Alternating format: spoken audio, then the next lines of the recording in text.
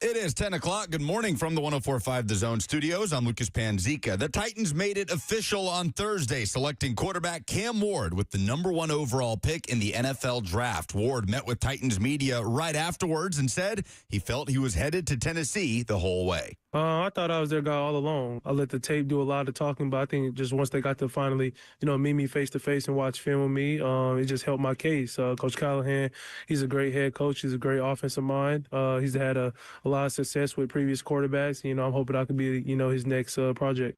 Ward was one of 2 quarterbacks taken in the first round as Shedeur Sanders fell out of the first round entirely. The New York Giants traded back into the first to grab Jackson Dart with the 25th pick. The Jacksonville Jaguars made a splash, trading up from number 5 to number 2 with the Browns to get Travis Hunter in a deal that included the Jags' 2026 first-rounder going to Cleveland. Tennessee edge rusher James Pierce Jr. landed in Atlanta in a stunning trade by the Falcons to get back into the first, giving up a future first in the process to grab James Pierce Jr. at 26. For all your foundation repairs and waterproofing needs, visit USSTN.com. Breaking news at once on your home for the Titans and Vols. This is 104.5 The Zone.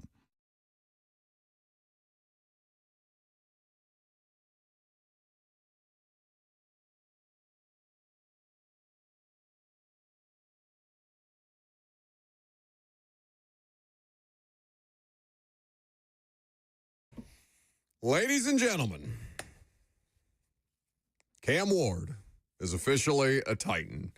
Happy Friday to you. Happy draft day to you. Draft day 2 with rounds 2 and 3 on tap tonight. But the most important thing that you had to get done, you officially got done. Cam Ward with the number 1 overall pick. And despite the bitching and moaning about the lack of coverage on ESPN, don't worry. I got you for 3 straight hours. Hell, 12 straight hours between all 4 shows of Cam Ward all the way through. 615-737-1045 is the number. Lucas Burton, me with you until 1 o'clock. Warren Moon, franchise legend, QB number 1, will join us at 10:45 today. We'll talk about Cam Ward. I suppose we'll talk about this jersey nonsense as well, if that's something that you're interested in.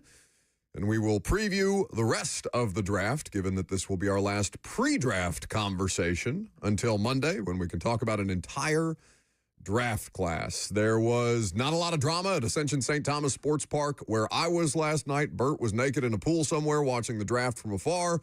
Lucas, I believe, was home eating Nutella with his hands out of a jar. Yes. How are we living, boys?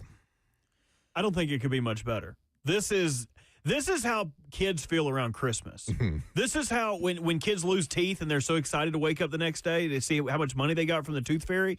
This is those days. It does not get much better than this if you are an NFL fan. I feel like we don't have enough time to talk about everything that happened yesterday and preview the rest of the draft weekend. It was kind of a wild first round with the blockbuster trade up to 2 by Jacksonville, the Jackson Dart situation, what the Falcons gave up for James Pierce Jr., and, of course, Shedeur Sanders falling out of the first round entirely. But Cam Ward, obviously, is the story here.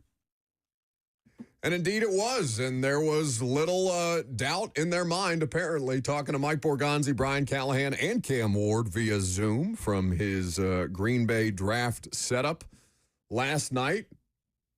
They basically said, yeah, about 3 weeks before, we had it locked down, which apparently involved staving off draft offers or trade offers from the New York Giants in particular, who are also very desperate to get a quarterback and ended up with Abdul Carter. We can get into the details of the draft the trade that they declined to take, opting instead to choose Cam Ward. Can I hear from Brian Callahan, Robert, who spoke first on the matter regarding the Cam Ward trade situation, or the lack thereof trade, that the Titans were not interested in taking?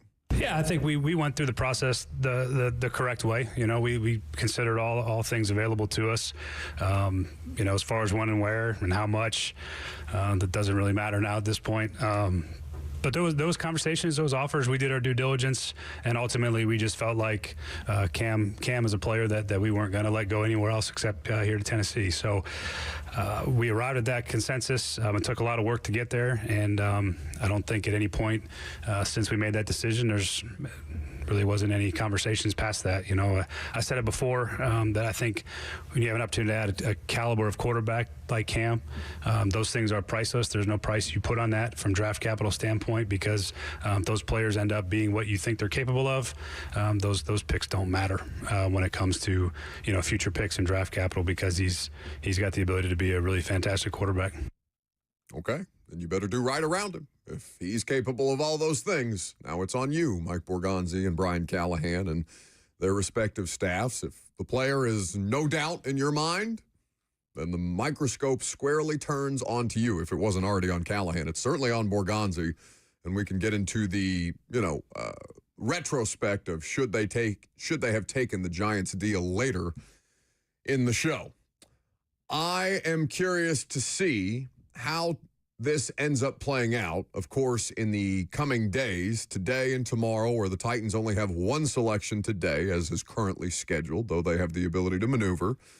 And with a good deal of picks left, 6 of their 7 remaining picks between rounds 4 and 6 on day 3 on Saturday. But for the most part, it was pretty turnkey. I showed up at the facility, 6:45, player picked, go do the press conference, talk to Mike Borgonzi afterwards. They were telling us we weren't going to get to him until the end of the round 1 of draft night. He decided, no, we're good. We'll just go ahead and knock the media stuff out now, and we'll move on with our day. And the rest of the evening was spent watching teams make trades, seeing an AFC South team come up immediately after the Titans pick. The Jacksonville Jaguars now have Travis Hunter. I love the idea of those two squaring off in some form or fashion twice a year. Ugh. I think that adds significant intrigue to the worst division in football with a couple of high-caliber talents, a player that none of us have ever seen before. I assume if they are giving up what they gave up to draft Travis Hunter, that he is primarily wide receiver in Jacksonville, too. That seems to be the consensus from folks around the Jacksonville situation. I saw ESPN's Jags reporter reiterating that he will likely major in offense, minor in defense. Intrigue to the AFC South, yes, but from a Titans fan perspective, not thrilled that the Titans get to see Travis Hunter twice a season. The NFL also told you yesterday that Cam Ward is far and away the best quarterback in this draft. We already pretty much knew that going in. The question is, when would QB2 go off the board? The answer, 25, with the Giants, who tried to move up to get Cam Ward, trading back into the 25th. And Joe Shane's son was correct in his Instagram post of Jackson Dart highlights that was quickly taken down. Maybe he listened to him this time. He is going to get his father fired if he keeps being better at this job than he is. His father actually listened this time around. Hey, Dad, you dope. Listen to me. I know what I'm talking about. Cam Ward will be in Nashville today. I'm going to dip out of the radio show at 12:39, 12:40 to scurry on over to Ascension St. Thomas again because Cam Ward's press conference will be at 1 o'clock. I assume Borgonzi and Callahan will also be there with him, and we will work through the details of what it is that Cam Ward has to answer today that he didn't answer last night. Caught up in the emotion of things. But I thought after the initial, he was clearly emotional on and full disclosure, I did not see the draft broadcast because we're not paying attention to the draft broadcast in the middle of the Titans media draft room while we're waiting to do press conferences and talking to people and trying to get a hold of people who are involved in the draft process and all these different things. I did see the clips that a lot of you were complaining about today, specifically from ESPN, and we will cross that bridge at 11 o'clock today. But I guess for Titans fans, because they knew they were getting Ward, you've been getting Ward for about, the better part of 2 months. At this point in time, since basically the week after the Combine? I wouldn't say that it was solidified the week after the Combine. Well, according to them, it wasn't solidified until, after owners' meetings. Went through his pro day. But there was free agency to follow after the Combine. Like, if there's a moment where it's solidified for me, it's the second the news of Brandon Allen signing with the Titans broke. That's when I knew, okay, Cam Ward, come on down. Maybe everybody has their own moment of when they made that assumption in their head. Sure. That was definitely it for me. So I will. I'll leave it to Titans fans to discuss. Are you okay with taking Cam Ward number 1 overall, understanding that there was a substantive trade offer from the New York Giants on the table? I also think it's adorable on this day 2 of the NFL draft that there are 2 people wearing Derrick Henry gear in the other room. Robert is wearing a Derrick Henry. Is that an homage shirt? You are correct. The Derrick Henry Ravens homage shirt. Homage or homage? I say homage, but good eye for quality on your part. Is that a brand? Yes, it is a brand. It's a wonderful brand. Fantastic shirts, super soft. Clothing. You don't have to worry about when you wash shirts like this. Usually they get beat up, but this isn't a free ad for them. If I'm going to give a free ad to anyone, it would be, and people complaining about the Titans, the coverage of the Titans' first overall pick last night, I would encourage everyone to go listen to Titans Radio's broadcast from last night. They did an incredible job. Rhett Bryan, Coach Mack, Amy Wells, Ramon Foster. In the first hour, Taylor Zarzor was there, new voice of the Titans. Popped in and out throughout the course of the draft, too. They did an exceptional job last night, not only highlighting Cam Ward coming to Tennessee and what the future will have, but Rhett Bryan had exceptional nuggets about the history of the Titans picking number 1 overall. If you missed it, the stream is up on Zone TV, on the Zone's YouTube page. You need to go check that out. And do not miss their coverage tonight, because last night, as we all knew, Cam Ward was going number 1. It was geared more towards Cam and what the Tennessee Titans are going to get out of him. Tonight is an overall draft show, and Rhett Bryan prepares for these things with incredible nuggets, incredible tidbits on players. If you want to be informed about the players that are drafted in the Tennessee Titans and around the Tennessee Titans, you will want to make sure you're listening to Titans Radio's draft coverage tonight. That is the end of my soapbox. They did an exceptional job last night. No, normally I hate your soapboxes, but that one was well said. It's also funny to me that Justin is running around back there in a Derrick Henry Titans jersey while you're wearing a Derrick Henry Ravens apparel. An old school one, too. That's pre-new uniform. It's still real to me, damn it. 615-737-1045. So are you good with the pick, or are you upset about the value that the Giants were trying to offer you for that pick? Because I got a lot of feedback regarding Adam Schefter's report at the very start of ESPN's draft coverage that the Giants had an offer on the table, and the Titans would not disclose to us specifics about the rest of the package of picks that Schefter reported that the Giants had on offer, but it was this year's first, so number 3 overall. It was next year's first, which would expect to be a high first, given that the Giants are not a good football team. Most likely. At this point in time, and a package of other undisclosed picks. Now, that package of undisclosed picks does matter, but 2 firsts is where the starting point for that discussion was, and the Titans said, no, we'll take our presumptive franchise quarterback, and you'll hear from Mike Borgonzi on that later in the show. We'll get to your phone calls coming up next. We'll also talk about the best and worst moments from round number 1. I'm Buck Rising. It's 104.5 The Zone.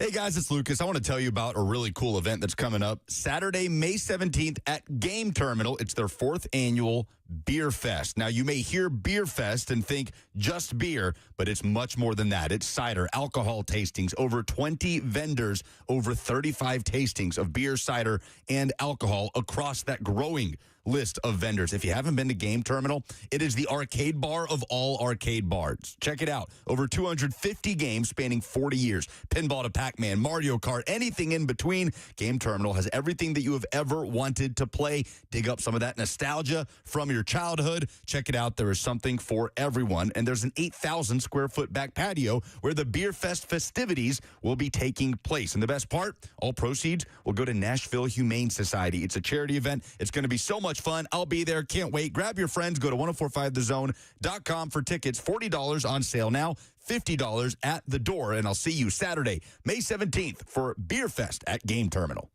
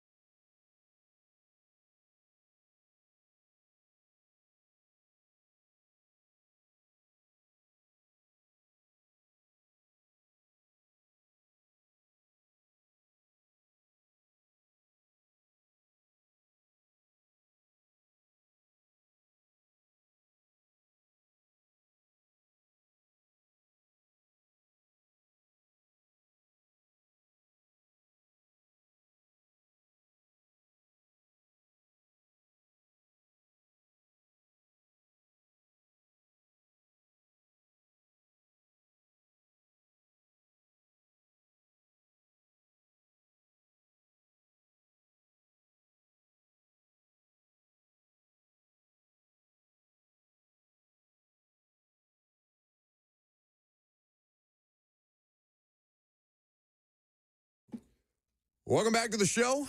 Fueled by the greatest hot chicken in the world, Hattie B's, although there was a crime committed against the greatest hot chicken in the world, apparently at the radio station yesterday.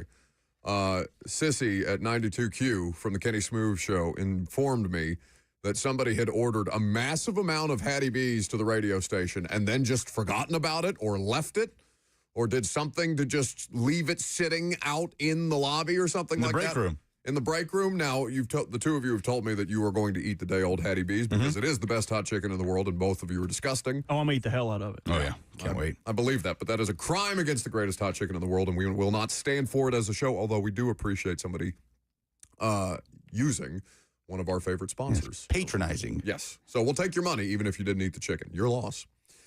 615-737-1045 is the number if you would like to get involved on the Titans drafting of Cam Ward with the #1 overall pick. If you would like to weigh in on the trade package that they passed up from the New York Giants, you can do that as well. We are also, in just a few moments, going to get to the best and worst moments from last night's first round. Let's start with Antoine. Good morning, Antoine. Hey, fellas. First time caller, long time listener. Appreciate you having me on. Delightful. Just want to speak about the draft pick. I'm excited about Cam being here because even though we have a lot of holes, mainly like, the offensive line, what we don't have at the quarterback position is a leader, like a true leader, a leader of men. And I'm at the draft party last night and I'm watching his interview with us after his draft, and I saw it in him. Not to mention, we're talking about a player who went from, a smaller university to going to, the University of Miami and doing what he did there by taking them to a bowl game. We've needed this type of leadership at the quarterback position for a very long time to go along with a strong arm that he has. So I'm excited. I don't care anything about the trade package because we needed to fill this position with the right person. I feel like we did that.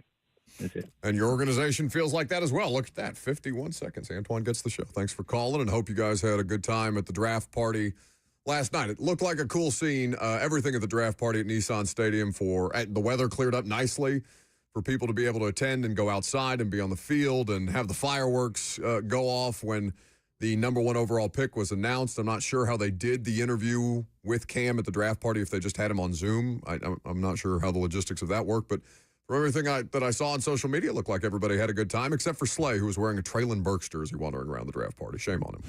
Shame on him, really. Leave him alone. Take that dumbass jersey off. Stop it. Looked like a good time. I mean, ask the Titans' new franchise quarterback about Traylon Burks. I am okay on that. We know how he feels. Yes, well, lying to a piece of fan base is one thing.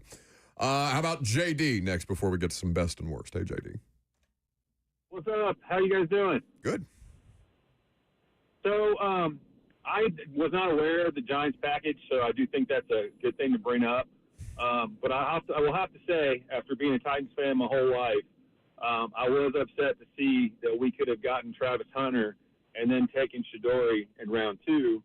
And I think we should have done a better job during free agency and gotten a quarterback that could go about a year or two and let Shadori develop, because you get Coach Prime speaking into him. So we were talking about leadership earlier. One of the greatest leaders in the college game, and you get the Colorado Dream Team package. That's all I got. What do you guys think? I think you're saying Shador Sanders' name wrong. Hope you find your dad. Thanks for Shadori Sanders. Shador. There's no Y at the end of it. Shadori has a nice ring to it. I mean, it sounds like a dish that you might get at an Indian cuisine restaurant. Ooh, I would smash some Shadori right now. Just makes me think of tandoori chicken. Somebody said in the chat that Shador is day-old chicken, which is not very nice. Oh. Yeah, that's not very nice. He looked to be in good spirits during his draft party. Yeah, I'm sure. So what do I think about that? No, I mean, I'm okay with Cam Ward as the #1 overall pick. Now, we'll get into how I feel about the trade package that they passed up here in just a second, because I do think that there is at least some conversation to be had around what opportunity cost. Like, what did it cost you to take the opportunity to draft Cam Ward? I think those things are okay to have a discussion about, and reasonable minds can disagree. I guess I get your logic. You weren't going to get Coach Prime because currently the head coach of the Tennessee Titans is Brian Callahan. So I don't know about getting the Colorado Dream Team together unless you're preying on the downfall of your current head coach and hoping that the Titans crater this year with Shadori Sanders and I mean, maybe Shedeur Sanders would crater the Titans. Shedeur Sanders may win a couple of games. Shedeur, I have no idea about. I can't get over why he kept putting an extra vowel on the end of that man's name. But, yeah, I'm good with it. I'm good with Cam Ward, number 1 overall. We can talk about the trade package, but in principle, if you told me that I had the number 1 overall pick in a draft class that looked like this and Cam Ward was available, Cam Ward is worthy of the number 1 overall pick to me. Yes, no doubt about that. It'll be fascinating to see where Shedeur ends up. He will not end up wherever Travis Hunter is. Stands to reason. The Jaguars won't take Shedeur Sanders, as the caller put it, as their next quarterback.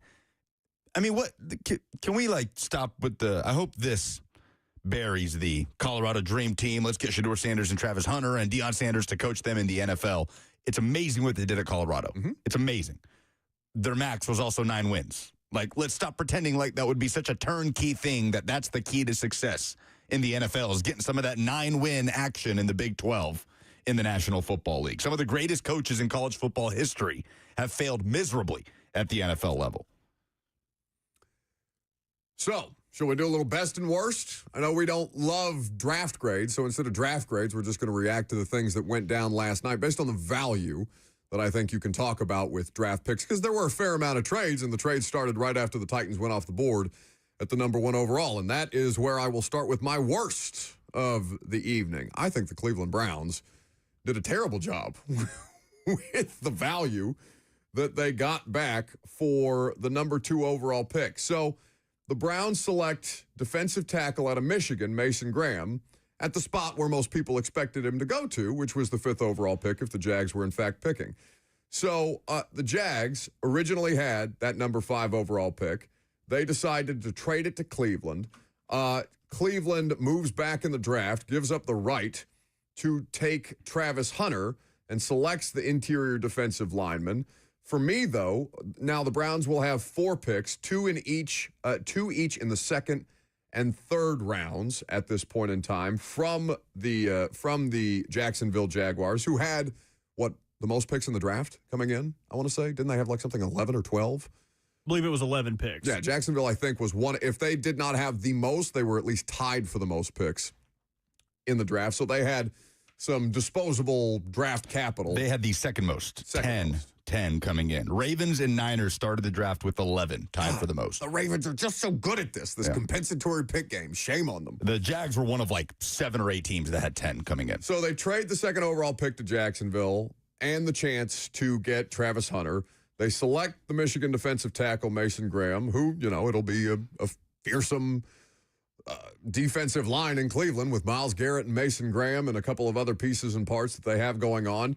But I didn't like the value that they got. I didn't love the player that they ended up taking. I think Cleveland needs a good deal more than an interior defensive lineman to kind of get themselves back on track. They still, to my knowledge, lack a quarterback with Kenny Pickett and Joe Flacco sitting in that room. And Travis Hunter would have made a difference for a team that also has a need at wide receiver and could stand to have better depth at corner. I didn't understand what the Browns did there. I don't understand what the Browns do largely, whether it's the Deshaun Watson contract or everything that's come after the fact. But Andrew Berry, who's very much a focal point right now as to how he's going to get the Cleveland Browns off the schneid, I didn't think he did a very good job. I agree, man. It's a good haul. It's good to get another first-round pick, but the Browns did become suddenly probably the most interesting team in the 2nd round, now with pick 33 and 36 under their belt. But you have had a Hall of Fame pass rusher, defensive lineman in your stable since 2017. Mm-hmm. And it's hardly helped you as of late. How many wins did they have last year? How many did they have last year? 4? 3? 3, as many as the Titans. Yeah. So, yeah, to add a really good defensive lineman next to Myles Garrett is great, but you missed out on an opportunity to get the closest thing to a generational player that this draft has. Also, how about James Gladstone just carrying over the bleep them picks mantra from L.A., making no 30 a splash. visits, no draft picks. They're just doing it number style, baby. I think his quote was, I'm uniquely equipped to handle this, how do you say, bleep them picks mantra. I thought. Did he actually say something to that effect? Yes. Yeah, let me see if I can find you the audio while y'all keep talking. Lucas, what's your worst moment from the first round last night? I love that James Pierce Jr. is a first-round pick. It's good for Tennessee football as a Tennessee alum. That stuff does trickle down to recruiting. I'm glad that he went off the board before Mike Green, before the edge rusher out of Boston College. But, man, what the Falcons gave up to get back up to 26 to get James Pierce Jr., man, that's hard for me to justify as a Falcons fan. Now, I spent this time last year ripping the Falcons for drafting Michael Penix, 8th overall, after signing Kirk Cousins. In hindsight, looked like a pretty smart move. So I might eat my words, especially considering it's about a Tennessee player landing in the first round. But the Rams getting 242 and a 2026 first-round pick, and the Falcons get pick 26 and 101 in this draft, giving up a 2026 first to go up into the back of the first round and get an edge rusher in James Pierce Jr. that, hell, looked like he was going to plummet into the second at that point. I don't know, man. That is tough to sell, especially considering the Giants moved back up into the first for what, Robert? A net second-round pick, essentially? Essentially. Yeah. I mean, the Texans get pick 34, 99, and a 2026 third. The Giants move back up to get Jackson Dart, a quarterback, at 25, and the Falcons gave up a future first for James Pierce Jr. Great landing spot for him, and it fills a need, and their defense looks a lot better today than it did yesterday. But, man, that was quite a haul. Robert? I have this audio from James Gladstone if you'd like to listen to it. Sure, why not? I probably got some familiarity with the them picks sort of process. So for our fans, I'll tell you, don't be scared. This is something I'm uniquely positioned to navigate. All right. There he is. James Gladstone, the baby-faced general manager of the Jacksonville Jags, who moved up yesterday for the right to draft Travis Hunter with the number 2 overall pick.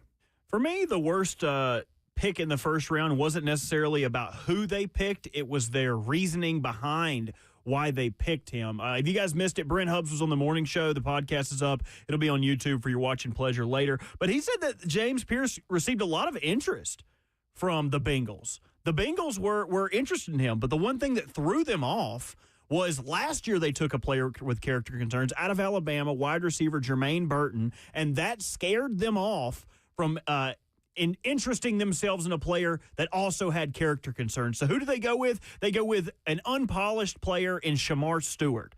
I love that 50% of the AFC North decided that they were, we just don't want to take the best value here. I think we're just going to take somebody we have to fix. They could have taken Derek Harmon. They could have taken another edge rusher there. But instead, the Bengals decide that they are going to stay put. We're going to take a guy who's not going to be at his full potential for probably 2 more years. We'll do that for you guys. Appreciate that, Bengals. It did not make a lot of sense there for me. It is tough that Walter Nolan came off the board 1 pick in front of them. But if they were worried about character concerns, they were probably going to talk themselves out of taking Walter Nolan as well, who's probably the most well-rounded defensive tackle in this draft. So Cincinnati and Cleveland, thank you for blundering your first-round picks once again. Thank you. We all appreciate it. 4.5 sacks in 3 years at A&M for Yeah, Shamar but Stewart. he's playing out of position there, and the smarter draft analyst than you, me, or Robert will tell you exactly that. He is somebody who I have no issue with the pick, Bert, but I understand your logic. My whole thing is, who's the last defender that they have developed? It would be like Carlos Dunlap. It would be guys that are long since forgotten. Trey Hendrickson came over from the Saints? Correct. Yeah, Trey Hendrickson was a What Saints about the other third one that just rounder. retired? The other white guy. Oh, Cam Sample. Sure. No. Hubbard. Sam Hubbard. Wrong Sam. Sam Hubbard, yeah. He was I okay. think Drew Sample is the tight end there. Yes, Yeah. there's a whole lot of Sam, whole lot of Sample. Not a lot of sample size with Shamar Stewart, though, and that's why I'm happy the Bengals made that pick. Yeah. All right, let's do the best. Now, you two watched the draft coverage far more closely than I did because I was in and out of press conference and Zoom calls last night. But what I did see is a good deal of people's outfits. And one of my favorite things to do is to see the kind of outfits that people choose to wear for the most important moment in a great many of their lives. Are you familiar with the fit that Tyler Booker had on last night? The guard who ended up being drafted. Where did Tyler Booker end up? 12. He went to the Cowboys. Cowboys. Yeah. Cowboys needing a wide receiver, ended up going with another offensive lineman. Quintessential Cowboy. I mean, they really do love their linemen there, and a lot of times they get the lineman picks right. They haven't missed one in a very long time. So I will not, dismiss that. But this man in a white pair of slacks with a suede chocolate brown jacket and loafers was the best outfit that I saw last night. I love when big men have swag. Tyler Booker, best dressed of the draft, one of my best moments of last night. He had great energy too, Tyler Booker. You could just see that people seem to just obsess over his personality, leadership on and off the field, a magnetic personality. Oh, see, I didn't see this. That's shown through. People love Tyler Booker's character. People that know more about Tyler Booker spend time around him, talk to NFL people about him, and that's shown through. Travis Hunter also had great energy coming out for that number 2 pick with all the dancing on the stage with Roger Goodell. If we're talking about people's fits, I loved Ashton Genty's Crocs. We know why, yeah. Oh, my God, dude. I need to Diamond-studded Crocs. I need it. I need a pair of those. Most expensive Crocs on the planet. Can't even find them. If somebody's got a link, let me know. I will start a GoFundMe just to buy those Crocs. Oh, my best moment has to be the Packers in Green Bay. Finally. Drafting a wide receiver. Ending the Green Bay Packers' long national nightmare of not drafting a receiver in the first round. Matthew Golden, the receiver, the speedster out of Texas, gets taken with the 23rd overall pick. It is the first round 1 receiver for Green Bay, this is from Tom Pelissero, since 2002. Matthew Golden was born in 2003. The reaction from Packer fans right outside of Lambeau Field was electric. So that was the entire anticipation of that moment. Are they going to do it? Are they going to do it? It feels like that has been every Packer draft of the last 10, 15 years. That's been the discussion, and they don't do it. This time they did. It was a cool moment out there right outside of Lambeau Field. So are Genty's Crocs your best? No, I'll give an actual pick for that. I do have another best of the night, but I'll go with Denver at 20 taking Jahdae Barron. Yeah. Third best defense in the NFL last year. It just got a lot better, adding a multiple defender who they talked a lot last night about having a joker role on this defense. Patrick Surtain is going to add it. So for me, that is the best pick, player value opportunity of the night. My favorite moment of the night was at 9 when Kelvin Bear. Don't take my Friday Fire. No, I'm sorry.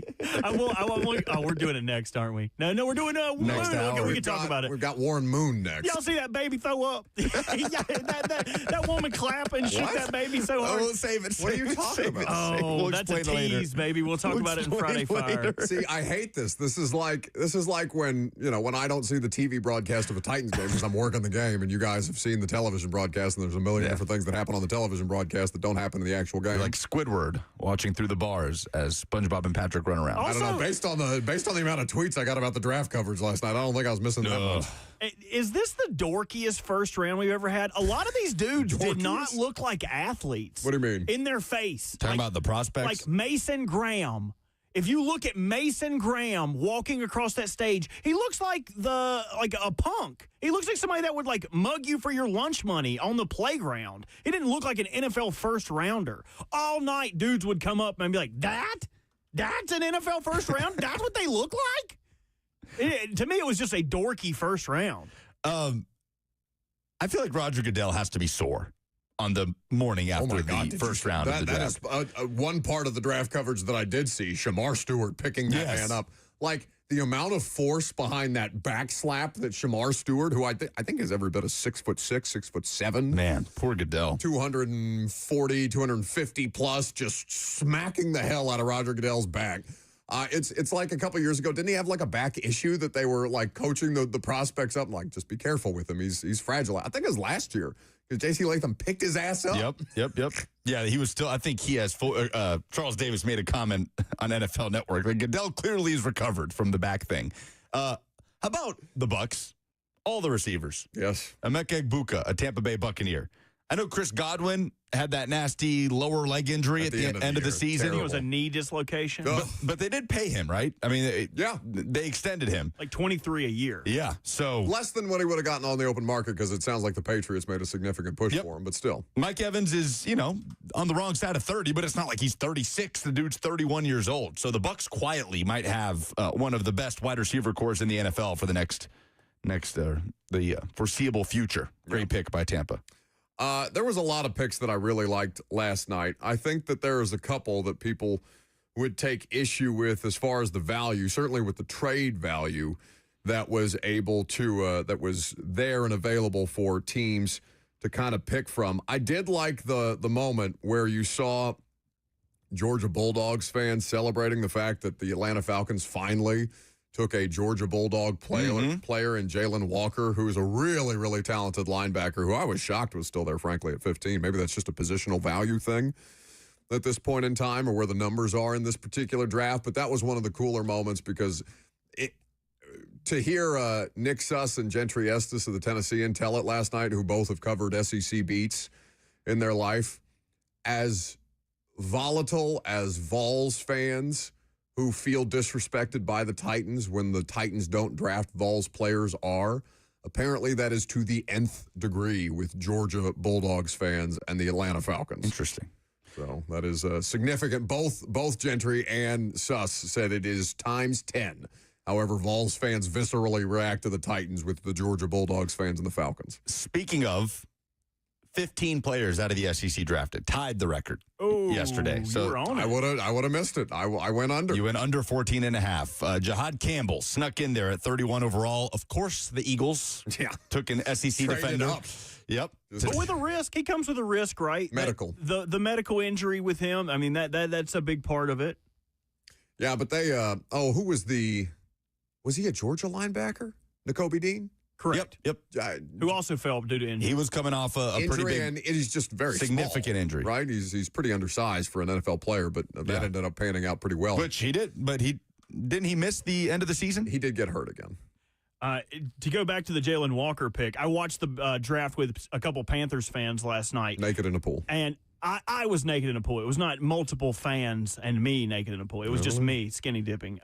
So Jalen Walker going at 15 was just salt in the wound because famously all season, Jalen Walker had been mocked to the Panthers at 8. But instead of taking an edge rusher like they need because their defense was putrid last year, they go Teteroa McMillan, the player with probably the most question marks of an offensive player that's not a quarterback in this draft. They got a 5'9" quarterback throwing to a 6'5" wide receiver. So I guess, just throw it up and Tet McMillan's down there somewhere. So not only do you snag him at 8 and you miss on the player you could have supposedly had, now he goes to your divisional rival and you get to see him twice a year.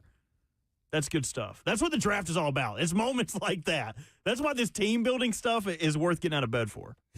I'm very happy that you chose to get out of bed because the teams are building through the draft. You want to do something cool? Absolutely. Let's talk to a Hall of Famer. Let's talk to Warren Moon, Houston Oilers legend, Hall of Fame quarterback, about the new Titans quarterback coming up next.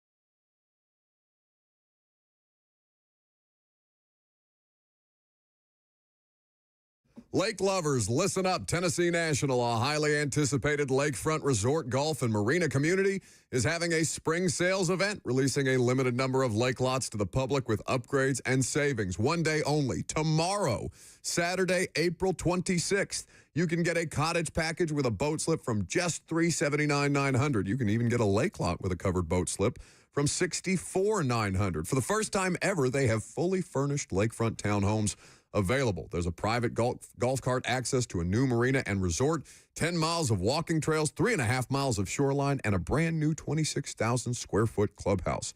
Waterfront concerts overlooking a beautiful lake, pickleball, pools, on-site coffee shop, and much more. Play on the lake or simply relax at the Waterfront Restaurant just over 20 minutes from Knoxville, Tennessee. Financing is available, so enjoy life on the water, fresh air, boat rides, and sunshine. Celebrate the lake life and make memories. This limited property release tomorrow, Saturday, April 26th. Visit TennesseeNational.com or better yet, give them a call at 865-408-9992 to secure your private tour. Memories begin here.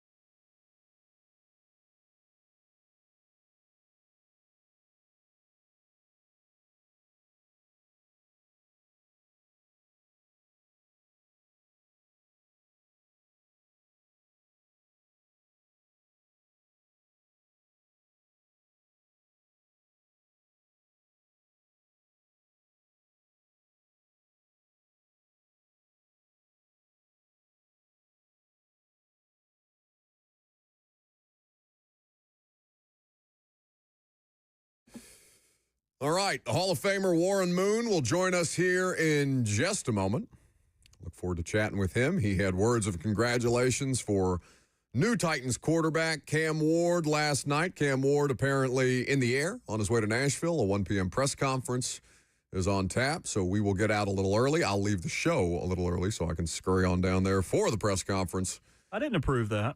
I don't care what you did or did not approve. I'm going to need you to get those TPS reports in before you leave, and then you can head over to the... I am going to take a baseball bat to you the same way they did that fax machine, that copy machine. HR. Bert with a coffee mug. I missed my stapler. 615-737-1045. We can take your phone calls in the meantime. How about Will in Nashville up next? How's it going, fellas? Good. Just to chime in on the Cam Ward pick. I love the pick. I feel like it's a pick we had to make. I think he was the right choice. But my question to you guys is, why the coyness about the Giants' offer? They share with us a piece of the offer, an additional first-round pick, but they don't share with us the other picks. I just don't understand, and I'm curious if you have any insight as to why not share the entire offer. If you're going to share a piece of it, just share the whole thing. For the same reason that they wouldn't tell you they're drafting the quarterback. We all knew that they were drafting. No, for 2 nothing months. to do with that. I mean, Schefter's the one who reported it. He's talking about Schefter. That's the way I heard it. Are you talking about Schefter, Will? Are you talking about the Titans brass last night that wouldn't acknowledge the details? I was talking about the brass last night that wouldn't acknowledge the details. Yeah. I'm curious why they share a piece of it and then just don't share the whole thing. Well, they didn't share any of it at all. We knew that Adam Schefter had reported that they had 2 first-round picks on the table and a package of picks.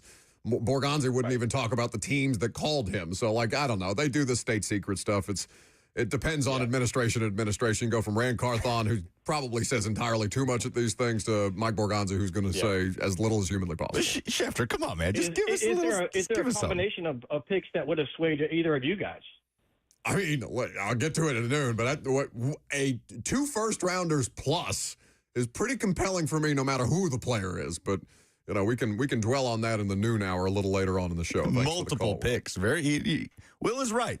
Very coy, Schefter. He's like, yeah, they offered a 2026 first and multiple.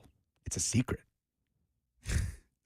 So the secretive nature of the first-round picks or the package that was offered is something that is going to probably dwell with Titans fans for some time until they see Cam Ward at rookie minicamp, on the 10th.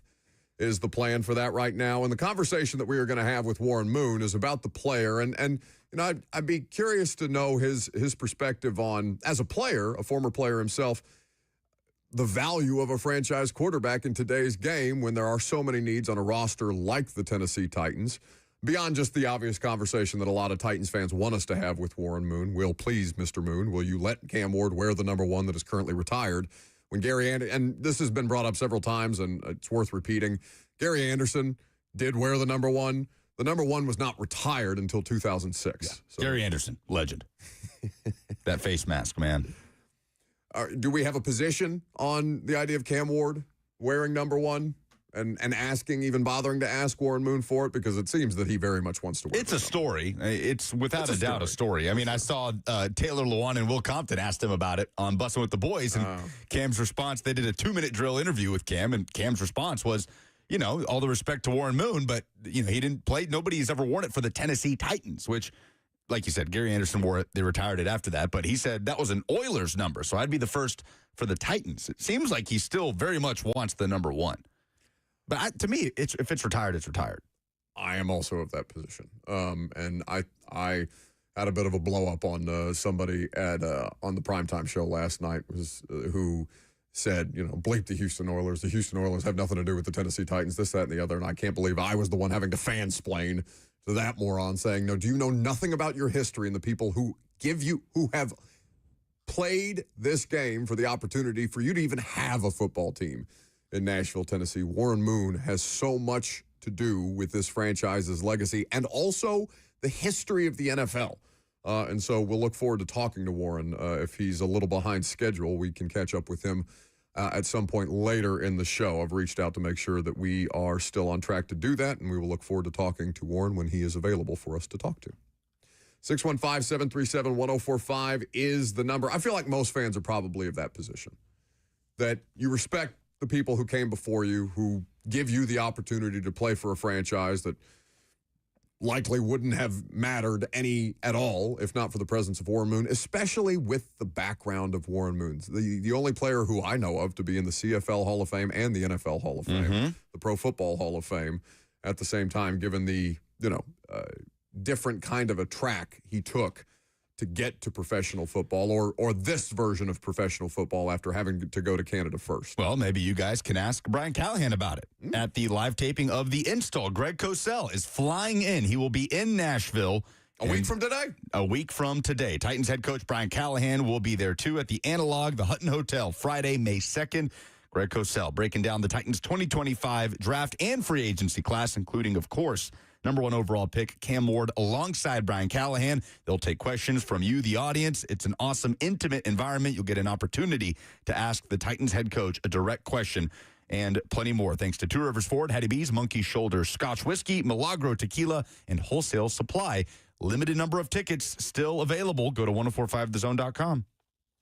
Yes. Now that the quarterback is officially drafted and you guys can trust us that we're not just gaslighting you into buying tickets for a quarterback that you do not yet have on your roster, I can assure you that I spoke to him last night. He has, in fact, been drafted by the Tennessee Titans. He will be, in fact, at a press conference for the Tennessee Titans today as your new quarterback. And that's just the start of it, right? Because you got 7 more picks to go in this year's NFL draft. And we'll be breaking it down with Brian Callahan. It's the happiest I've seen Brian Callahan look since he got the job yesterday. He's got a quarterback, baby. Well, theoretically, he told you he had one last year, too, and then figured out he very much didn't. We understand the situation. What did you make of Cam Ward's disposition? Fired up? He seemed pretty calm. Locked in, by the time he got to us, I saw him tear up on the... A little emotional on the draft stage. Sure, yeah. And that's completely understandable. He's the number 1 overall pick, and that's kind of where he is at that point in time, as anybody would be. I mean, you would be. I don't know what kind of person you would have to be to not have some level of emotion, especially with the path that he took to hear your name called. To your point, it's very unconventional for a number 1 overall pick. We're used to those guys being those kind of people or regarded as those kind of people the entire way through their process, and that's very much not Cam Ward. So. For me, by the time he got to us on the Zoom call, I'm sure it had settled down a little bit for him.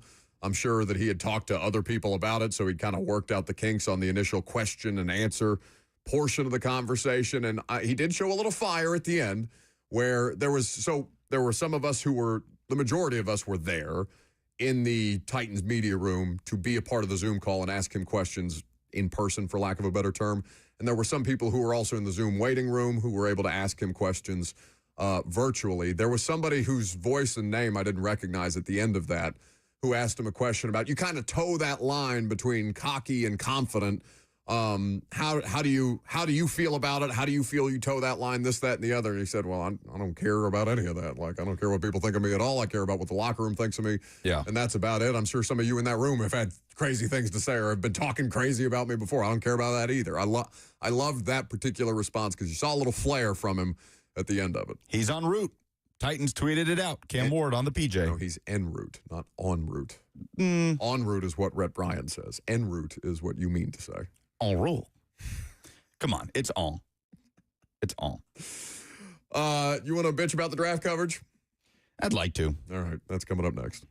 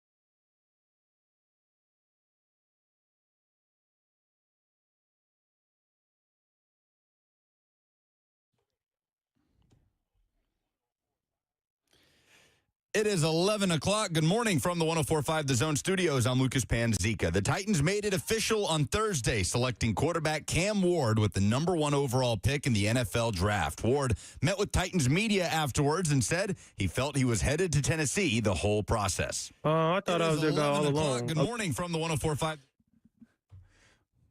Shocking stuff from Titans quarterback Cam Ward. That's one on of par. 2 quarterbacks taken in the first round as Shedeur Sanders fell out of the first. The New York Giants traded back up into the first to take Jackson Dart with the 25th pick. The Jags made a splash, trading up from number 5 to number 2 with Cleveland to get Travis Hunter in a deal that included the Jags' 2026 first-rounder going to Cleveland. Tennessee edge rusher James Pierce Jr. landed in Atlanta in a stunning trade by the Falcons to get back into the first round, giving up a future first in the process to grab James Pierce Jr. at 26. The NFL draft picks back up tonight with the second and third rounds. The Titans currently have the 35th pick. They do not have a third rounder. Titans radio draft coverage presented by Farm Bureau Health Plans begins tonight at 6 on The Zone. You can also watch it live on 104.5 The Zone TV, YouTube, Facebook, Twitter, and Twitch. For all your foundation repairs and waterproofing needs, visit USSTN.com. Breaking news at once on your home for the Titans and Vols. This is 104.5 The Zone.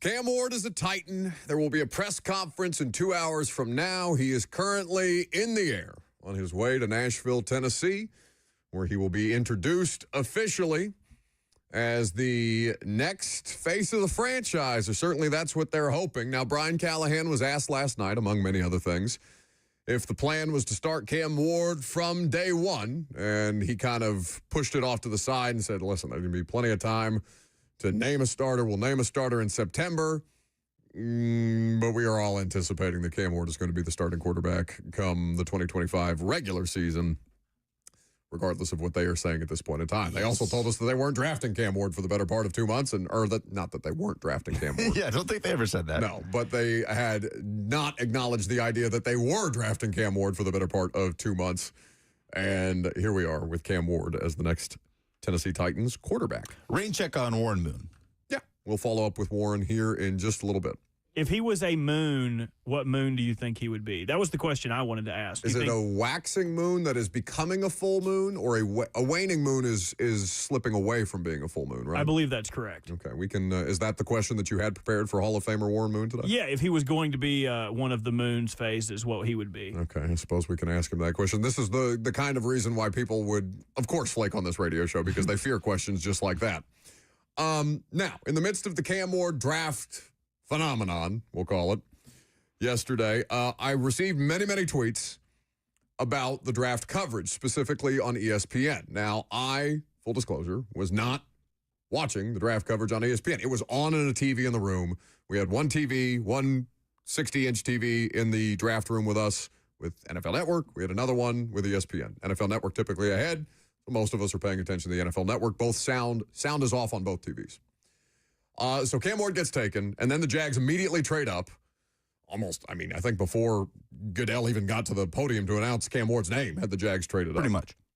So I see all these tweets about the lack of discussion about Cam Ward on ESPN's broadcast, and, I'm used to Titans fans having a persecution complex about their national media coverage, because typically my answer is, well, what the hell are you doing watching that? You've got Titans Radio doing the most exhaustive Titans draft coverage that you will find anywhere. Rhett Bryan, Amy Wells, Ramon Foster, Coach Dave McGinnis, who will be on the show at 11:20 today.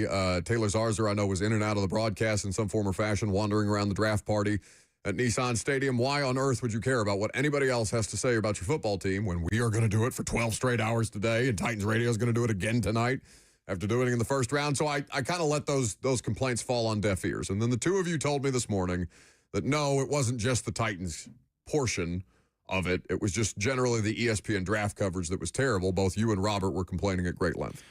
Starting with the number 1 pick, I started with ESPN on the TV, Titans Radio on the laptop, and let me put it this way. ESPN aired every single draft picks interview on the stage with Molly McGrath, with the exception of the number 1 overall pick in the draft. So we know the Titans are taking Cam Ward. Number 1, the entire lead up to the pick, they're just talking about Shedeur Sanders. The entire lead up to the number 1 pick is Mel Kiper gushing about Shedeur Sanders as if there's any possibility that he's going to be the number 1 pick to the Titans. And then they show a couple of Cam Ward highlights. Louis Riddick does his quick Patrick Mahomes comp for Ward. The pick is announced. The trade is, the news breaks of the trade. And look, I understand it was a blockbuster trade. It involves a future first. It's the Jags going up to 2 to get Travis Hunter. It's a huge trade, and they have to give it its due. But they did that, and then they just stayed on it. And I'm watching as Booger McFarland is just continuing to vamp about the Jacksonville Jaguars, while in the background, behind where Booger is sitting at the desk, I can see Cam Ward on the giant Jumbotron doing his interview with Molly McGrath. I'm like, he's the number 1 pick in the draft. Like, nothing to do with the Titans being a small market. Other small market teams in this draft made picks, and they all got covered. Small market team. The Jags, the Panthers picked Ted McMillan. They broke him down with detail. They showed his interview. All of these things had nothing to do with being a small market team. I think it just had to do with how ESPN handled the breaking news in the moment. And then I flipped over to NFL Network, and it was a breath of fresh air. Unsurprisingly, Daniel Jeremiah, Charles Davis, Joel Klatt were excellent. Rich Eisen leading the charge. And I went back because I was curious. So I watched NFL Network's coverage of the number 1 pick, and they struck that balance beautifully. They gave the breaking news its due. They talked about it, and then they focused on the number 1 pick in the draft, who is a quarterback, talked about him, and then moved back to the Jags when they selected Travis Hunter. And Mel Kiper, man, could not stop talking about Shedeur Sanders all night. Okay. Robert can attest to this too. I've seen the clip, because Awful Announcing picked this up. Like, there were a bunch of outlets that cover media, sports media, talking about how ESPN did a poor job in the coverage of the number 1 overall pick. And I saw this clip, and I was not necessarily moved to any level of outrage, but I understand that I'm not the aggrieved party in this. The aggrieved party is Titans fans and the way that their draft pick is being covered. So, Bert, what else can you add to this? Well, even from just a draft fan's perspective, like, I understood the break-in from Schefter to do the trade details. I get that. They're like, if you're a draft fan, you understood who was coming number 1 overall. Yeah. So you're kind of excited to see, there's movement. A change is going to happen. Where you thought the draft was going to start at 5, well, now it actually starts at 2. What I didn't enjoy was when we were actually hearing the breakdown of stuff, as Lucas said, Booger just going off about stuff. You had Mel Kiper all night talking about Shedeur Sanders. Every segment. It could be a team who has a quarterback. It will have a quarterback for the next 5 years. It could be the Bengals, and he's like, "It's still not making any sense that Shedeur Sanders is sitting there on the board. It's not making much sense to me. No, it's just his Harry still Carey. the 6th overall player on my total board. It just doesn't make much sense." I talked to Dion, and they're totally it's frustrated. devolving. There's some overlap The there. longer more that I Will go, Ferrell the than worse that it anything. gets. Yeah. So, as a draft fan, ESPN, honestly, that was the worst draft coverage I've seen from ESPN in years. If you want a much better product, a much better tidbit, you should listen to the Titans radio draft coverage tonight, immediately following 3HL to cover rounds 2 and 3. Rhett Bryan, Coach Mack, Amy Wells, you got the whole gang breaking down the picks. Warren Moon has just texted me back. He said, "Hey, Buck, my flight was delayed and I'm still up in the air. My apologies, but I'll have to reschedule." So we will understand for Warren Moon's Makes sense. travel plans and make the necessary adjustments. Did he say anything about what moon he would be? I did not ask that follow-up. Blue You call moon, yourself a journalist. Blood moon. It was exhausting. Like I swear, Buck. So it wasn't just a Titans thing. No. I Because swear. the way that it landed on me was Titans fans complaining about national media not loving them enough. For and sure. I'm so tired of that. So I had a bit of a visceral reaction, especially once I saw the clip. I'm like, guys, you have Titans radio for exactly this purpose. Like, I don't care that the fact that it's like the guy who's a 3, but he's got a boat to try and lure some 10s into thinking that he's more attractive than he actually is. Like, he's just not going to sleep with you, bro. That's not what it is. But like Malachi Starks gets selected by the Ravens, the safety out of Georgia, and I'm looking at the TV like, why are we talking about Shedeur Sanders? I was flipping back and forth. You're right, Titans radio coverage is the go-to. If you're going to stick anywhere, that needs to be it. But It was exhausting. Mel Kiper's obsession with Shedeur Sanders, and he kind of did some of this with Will Levis as well a couple of years ago. I feel like Kiper is kind of doing this thing now where he's glomming on to this one quarterback that's not viewed terribly favorably by the rest of the people and just hammers it into the ground. He's been doing that with Sanders for sure. So he's going to I don't know what he's going to do if Shedeur falls out of the second round. I mean, that's not viable. Shedeur's not going to fall out of the second round. Stranger Things. No. That would be the most bizarre thing that's happened in a draft since when? I couldn't think of a more, because that would actually make the Shedeur Sanders story worth covering if he fell out of the second round. You know how many quarterbacks have been drafted in the second round of the NFL draft since 2010 in the last 15 years? Since 2010? 13. Okay. Doesn't happen very often. Tyler Shuck and Jalen Milroe were there. Milroe was in attendance yesterday. I agree with you. It feels like he's going to end up a Cleveland Brown. But I'm not going to be blindsided if Tyler Shuck and or Jalen Milroe get selected and Shedeur Sanders is sitting there as we head to the third. Man, I would be stunned if Tyler Shuck, the injury-prone 27-year-old collegiate journeyman quarterback, goes to a team just because he's taller and honestly he moves a little better when he's healthy than Shedeur Sanders does. I would be stunned if both of those players who have legitimate flaws, as does Shedeur Sanders, if they both go and Shedeur doesn't. That would make my brain fizzle a little bit. Robert, I wouldn't understand scale of 1 it. to 10, how shocked would you be if Sanders he fell to the third? Fell to the third, yeah. If he fell to the third, I would be shocked. Stunned. I would be shocked. That, for a league that can't find 32 competent people to play this position, of course I would be stunned. Again, the history in the NFL tells us typically we don't have more than one quarterback going in the second round. The whole thing with Shedeur is the lack of elite traits, elite athleticism. I think he's a better quarterback. He's a better thrower of the football than Jalen Milroe, without question.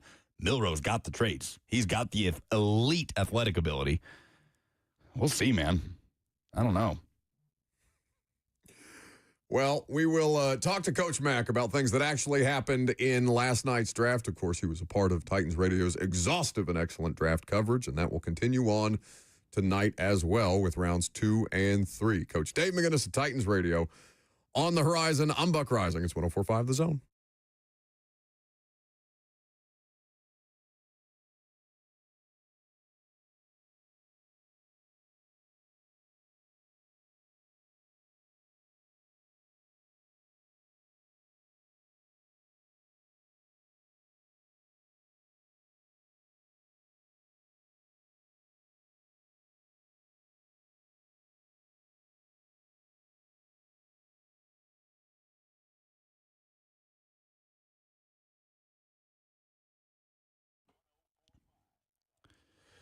Hey, Nashville, if you're looking for a spot to kick back and watch the rest of the NFL draft this weekend, maybe some NBA and NHL playoff action, I've got the answer for you. It is Fog Street Lawn Club, the coolest new spot in Music City. It is Nashville's premier soccer pub, your go-to spot to watch Nashville SC games. Go check out their match against Chicago tomorrow if you can't make it to Geodis Park. It's also open early on weekends for Premier League action, even those 6 a.m. kickoffs. But like I said, no matter the sport, Fog Street Lawn Club, make sure you won't miss a moment. Check out the rooftop. It is the most picture-perfect view of downtown Nashville you can find. Buck and I were hanging out there just on Saturday, taking in some Nashville SC action. You can play British-style lawn bowling or cornhole on the rooftop for free, enjoying a beautiful day. But it's a little rainy this weekend. That's okay. Head downstairs, play or challenge your friends to some axe throwing at Bad Axe. Tons of TVs everywhere you look, tons of space to watch all of the weekend action. Also, their British pub-style food menu is fantastic. Try the Irish whiskey burger. Thank me later. It's a large drink selection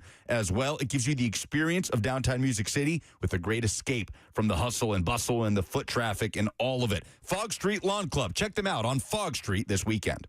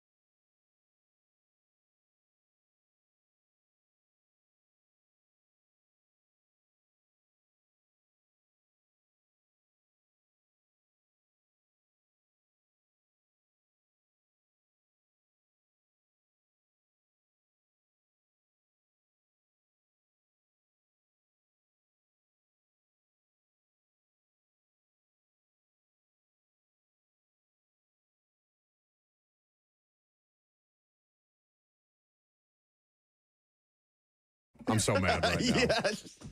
How dare you ruin Coach Dave McGinnis of Titans Radio's appearance with this. Mac, I'm so sorry to do this to you. You did such a good job on Titans Radio last night, as is always the case. And instead, this ingrate, this buffoon, spoils your post-first round visit with us on the night after they draft a damn quarterback, number 1 overall, with this awful screeching in our ears. Coach Dave McGinnis, presented by Two Rivers Ford, the South's most trusted Ford dealer. I could reach back in that other room and choke him to death, Mac. Oh, that is so good. I mean, that is, I've had a lot of accolades in my life, but that's one of the best ones. Just do not encourage him. I'm trying to beat this out of him at this point in time. But yes, it's always good to have Coach Dave McGinnis we briefly talked before I got on with you. He told me that he spent the draft in a pool, and so I said, you know what, that's right on mark. Yeah, well, he as I've pointed out many times, Mac, much to the people whose house he was at, he was naked in their pool with no regard for everybody else that was just trying to take in the draft like a normal human being. And it was the strangers too. Yeah, he was squatting. I got a call from the Gallatin Police Department last night about a naked skinny dipper, or I guess a skinny dipper, a rogue skinny dipper, running from pool to pool. We had to pick him up. In Gallatin, yes, and unfortunately he was still without clothes. But that's not what we're here to talk to Coach Mack about. Shout out Gallatin Police Department. Yeah. I'm sorry, Mac. I'm trying to talk ball with you, but they won't let me. I've talked ball many an hour with Bert when he was helping me with coach to coach. For all of those antics that he puts out there, he knows ball. He does. And he works at it. I'll put that out there. Yeah, well, that's his one redeeming quality among many other unredeeming qualities that he has. But, Mac, they have the quarterback. We can actually talk about him concretely now. Your reaction, I know you reacted last night on the Titans radio draft coverage, of which there will be more in the rounds 2 and 3, depending on what the Titans do this evening. But now they have what figures to be, provided that he is supported correctly and developed correctly, a franchise quarterback at the number 1 overall pick. The thing about it is, and this is my second time, in all the years I've been involved in the draft, which is quite a few, as you know. It's only my second time with the number 1 pick overall. And there's an anticipation that comes with that is palpable. You can feel it. I mean, I felt it, when we were at LA Live in LA when we took Jared Goff, the build up to it. The build up to this one, I mean, last night was fantastic. It was just everything that was going on in the West Club up there where we were with all the fans, and then all the fans that were on the field. You could feel it, and you could feel the anticipation as it started to work up towards the pick. That being said, that reaction, that's what you want to get from the reaction anytime you make a pick, but especially when you make the first pick in the draft, and especially when you make the pick as a quarterback, because there's a lot of hope on all these franchises. It's just the way this league is built. It's centered around the quarterback. The physical part of it is something that, to me, I mean, he was clearly the best quarterback in this draft. You needed a quarterback. I don't get in and ask them about all the trade offers and those types of things, because I'm not in that room. But regardless, they told us before the draft that they were going to stick with the pick. They told us that. So I think we've all kind of figured out, myself included, that when they say something, that's what they're going to do. And they did it. They stuck with it. So there's a firm belief in this guy. And then you watch the way the guy conducts himself. And again, I've never been around him in my life yet, but just being around enough players throughout my career and a lot of draft picks, and just watching the way he conducts himself and the way that he reacted to also a huge, huge moment in not only his life, but he understands the import of it to where he's coming here. I mean, I like it. I like it a lot. And so when he comes in here, I mean, I know you'll be at the press conference today. You'll get a chance, but to me, this is a guy that is a football player, and he's taken it very seriously from the time that he's had to work up through a lot of levels to get to this. Because really, to be going from, and I don't know what stars mean, but to be going from basically unknown and having to find a way into Incarnate Word to the first pick of the NFL draft, you got to have quite a bit to you to do that. Well, and I was just going to ask you, Mack, about how rare a combination that is, because for the most part, it's not every number 1 overall pick, but for the most part, these guys are 4- and 5-star recruits coming out of high school. They play at high-level Division I, Power 4 now conference schools. They have been regarded as players who will likely be a first-round pick, if not the number 1 overall pick their entire lives. Sometimes that can come with entitlement, depending on the player. Sometimes it doesn't. And they still have that level of work ethic that allowed them to be put in a position, or to put themselves in a position to do just that. But to have, kind of the UDFA mentality from a number 1 overall draft pick, like, that's got to be a coach's goldmine, no? Well, it's very well said, Buck. Very well said. I mean, you kind of got to the crux of the matter as to when you start really digging in on players and people and what you think will, and what you have a feeling that will make them successful. I mean, you said it very, very well, and those things matter. Now, you have to have the physical capability. You have to. The traits have to be there, especially when you're picking. That's what the whole vetting process includes: the physical traits, but then everything else that goes in there with it. And so when you get a conviction with all of those things coming together, you're absolutely correct. But what you said was that figures into when you are looking at and vetting these people.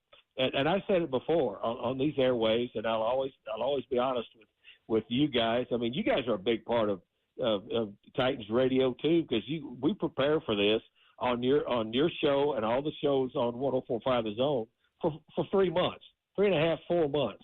You guys cover it exclusively. So you know the amount of time that goes into it.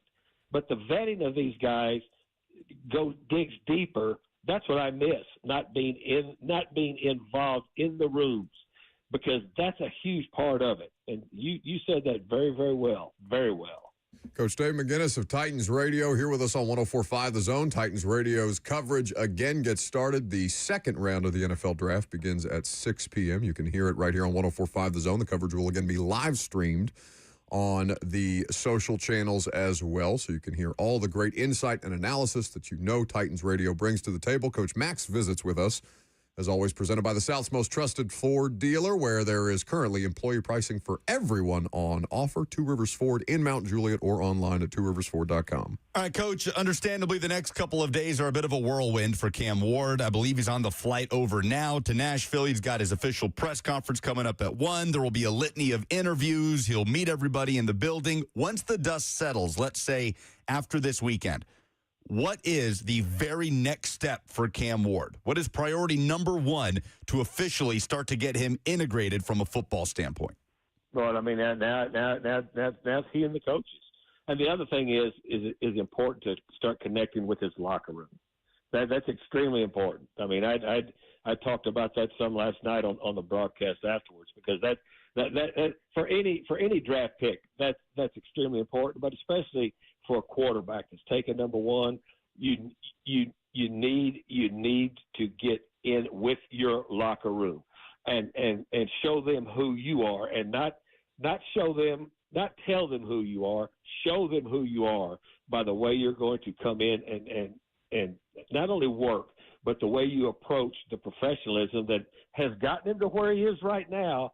But then now you've got to come into a room full of grown men, and because once you're picked like that, then they're looking to you for some things too. But the first thing you've got to do is assimilate into that locker room. And that's going to be extremely important. But get with the coaches and get to work.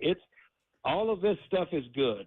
Look, the draft is a tremendous thing. I mean, it's a life-changing event for these players and their families. You can tell I mean, it's a life-changing event. I mean, I just lived it for 3 decades. I know the import that it means, but it all matters as to how much you dig in and get into work professionally, and that's where it pays off. This was just the start. This was just like taking the shiny new car out of the showroom. All right, you've done that, and now you've got to put it to work, and that's his next job. Put it to work. So you talk about not telling but showing his new teammates what he's about. We were having this discussion yesterday, Coach. There's so many stories about Cam Ward and the way he arrived in Miami and just grabbed that locker room by the reins, immediately showing himself as a leader. He had also been in college football for a few years. He's working with guys that are his age or younger. How different is that when you get to the NFL? How do you do that while maintaining the authenticity of the leader that you really are, but also doing it in a way that doesn't disconnect you from some of the veterans in the locker room when you're showing up as the rookie? The adjective that you used is the most important. Authenticity. Be yourself.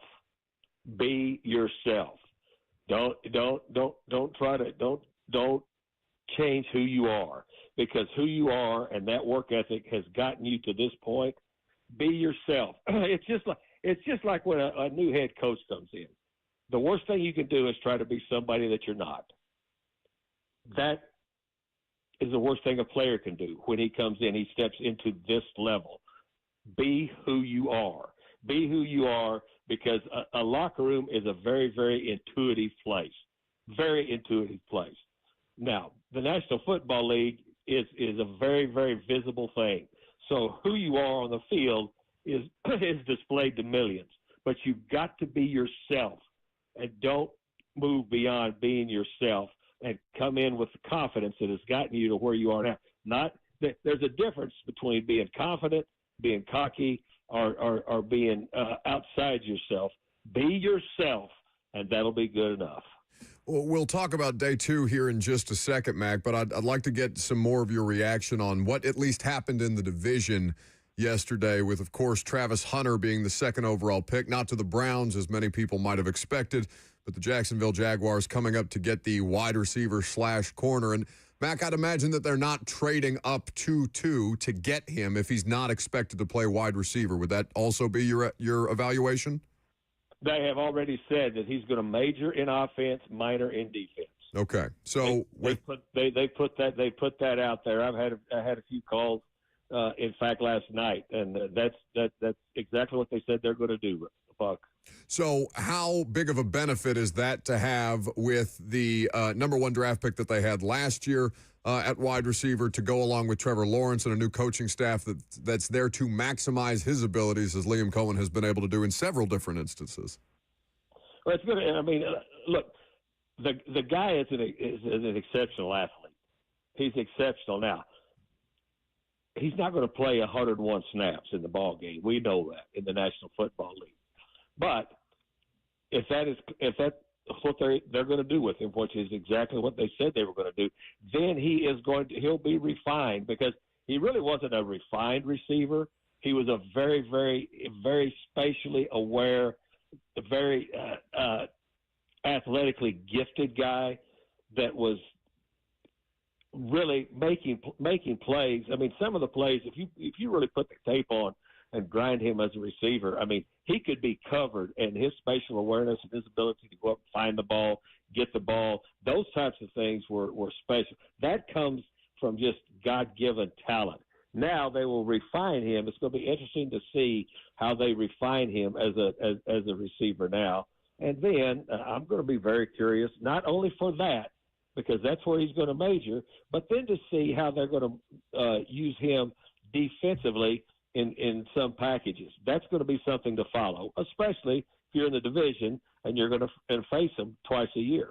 Yeah, that's a level of intrigue. Always fun to see the Titans and the Jags square off, but that will add an additional layer of intrigue, certainly for years to come. Then to Indianapolis, where they have quarterback questions still, Mack, at this point in time, but they add a nice security blanket in Penn State tight end Tyler Warren, the 2nd tight end to come off the board. I don't know how you looked at him versus Colston Loveland, who went 10th 10th to the Chicago Bears. But Warren, there's no question, is a offensive playmaker. Probably not going to get him as involved in as many different ways as the Penn State offense did, but this is probably going to make a difference for Indy.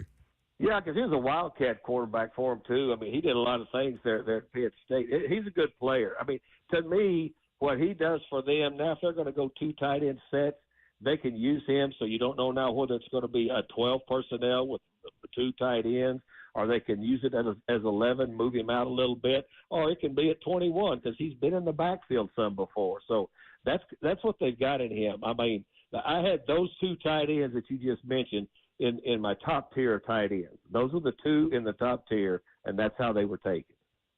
And now for day 2 with the Titans currently slated to pick at 35. Of course, that's always subject to change, and that's why you got to keep it locked on Titans Radio's exhaustive draft coverage as we get ready to get rounds 2 and 3 underway beginning at 6 p.m. this evening Central Time. A lot of different players on the board, and we've talked to Mike Borgonzi and Chad Brinker and Brian Callahan at length about not trying to back themselves in a corner by drafting based off need and going best player available. For the Titans, though, best player available can also satisfy needs. There's wide receivers, there's pass rushers there, Mack. I wonder which kind of players or which players in particular you might have an eye on tonight. Well, I mean, I think you hit the positions, but now, again, not knowing, again, as I say, I want this as full disclosure. I don't get to vet these people. But just watching, there's guys at both of those positions that are going to be worthy of that pick. What I'm looking for, are looking at and wondering is, will they be at that pick? Because we've already seen. You knew because there had been nothing talked about any trades before this draft started. That's the latest we've gone before any trades have ever been announced. That I still think that Cleveland thing was probably in the works. Clearly, it was before, because that's not just something you do right there on draft day. But now that they've had a day to a night to let it settle, I've just done it too many times. It's going to be interesting to see what people have in mind now, because you're sitting at that 35th pick, the 3rd pick in this second round. It may be a commodity and a valuable piece that you're looking at. Depending on how your board's set. But I think the receiver and the edge rushers have to be in the forefront. Coach Dave McGinnis of Titans Radio here with us on 104.5 The Zone. Titans Radio back on the job tonight. His visits presented by Two Rivers Ford, the South's most trusted Ford dealer. Coach Mack, how did you rate Luther Burden compared to the rest of this wide receiver class, especially at the top? So I got it right at the bottom. I mean, just athletically on the course of his career, right at the bottom of that first tier, top of the second tier. Now, all the other things that come out, I mean, I don't know. I mean, because I'm not going to speak on anything that I don't have intimate knowledge of. But just athletically, when you watch him, especially through the course of his career, I mean, this is a dude that can do some things, especially with the ball in his hands. Well, and then the idea, Mac, regardless of who, because it would be a surprise to not see them at a receiver at some point in the next 2 days, but obviously not knowing where. They have added Tyler Lockett, who will be 33 this coming season. The idea of surrounding a rookie quarterback with as much veteran skill player help as humanly possible. Obviously, you still want an influx of youth and talent and speed and those kind of things. But I would imagine that for a coach, that's still an invaluable part of the post-draft, or I guess that was technically pre-draft free agency when they signed Tyler Lockett. Well, yeah, it's part of it. And plus, that the receiver room, I mean, it was light on 2 things, experience and numbers. So I think that's a viable reason that you go out and get a Tyler Lockett, who's been extremely productive, throughout a really good NFL career. But I mean, you got he and Calvin Ridley. Now, those are your two dudes that have experienced it, that know what this league is about. Those conversations, just exposure to a young quarterback will help him to begin with. But you still, when you probably put those people up on a board and you start looking at the numbers in your rooms, you need some more numbers at that position, and you need some more numbers at the edge rusher. Mac, have a great time tonight with the rest of the crew. Again, so cool to see you guys doing what you do, doing what you love each and every time at this, each and every draft season. You guys crush it. I know you put the work in for months and months in the lead up and continue to do so last night, as I know you were doing due diligence around things that had happened in the draft. It's always a good time to hear Titans radio on the call, but certainly the draft coverage is one of the best things that you guys do. Enjoy it. Well, that's very kind of you to say, and as I say that, all the credit goes to Rick Bryan and Amy Wells, and the Taylor Zarzour joined us. And I mean he jumped right in and fit right in with the crew. They had him doing a lot before that, down on the field, and Rick Bryan had him set up doing affiliate station hits, and then he hadn't had any time much to prepare for this draft, but he pulled up a chair. We got him a chair, and he sat right down, and he stayed with us right through the end. He fits in really, really well. It was a cool evening. It was really good. We'll continue tonight with the Day 2 coverage on Titans Radio. Thank you, Mac. Have a great weekend. Enjoy the draft. See you guys. Thank you. That's the main man, Coach Dave McGinnis of Titans Radio. We have things to give away? Quick run. Nope. What do you mean no? He means no. We can find out together. Let me refresh it and see if it changed from 5 seconds ago. Nope. I have something to give away. What? If you, in exchange for money, 1045thezone.com, the live taping of the install. Next Friday, Greg Cosell, Brian Callahan breaking down the Titans draft class, including, of course, Cam Ward at the Analog, the Hutton Hotel. Again, Friday, May 2nd. Two Rivers Ford, Hattie B's, Monkey Shoulder Scotch Whiskey, Milagro Tequila, and Wholesale Supply, making it possible. Brian Callahan will take direct questions from you, the audience. Only a few tickets left. 1045thezone.com. You do have to give money, but you will get a ticket to the install or more. We also haven't announced my special guest yet that will be appearing at the install. You're not bringing that damn flamingo to the show. Ahi, right? Ahi, correct. And you need to be more respectful. I've already set up with the Analog to have a pen for her and some tasty krill. So a pen? Yes, a pen. Oh, okay. She likes to hit that when she gets nervous. I was just going to ask you, is your kind of pen, or is it the kind of pen that we should be keeping you in? Shut up. Try to dog me out. 615-737-1045 is the number. Give us your Friday fire. What made you feel good? It could just be that you drafted a quarterback, and that's one less thing you got to worry about, at least in the immediate. Personal, professional, sports, or otherwise. Tell us your Friday fire moment. Coming up next.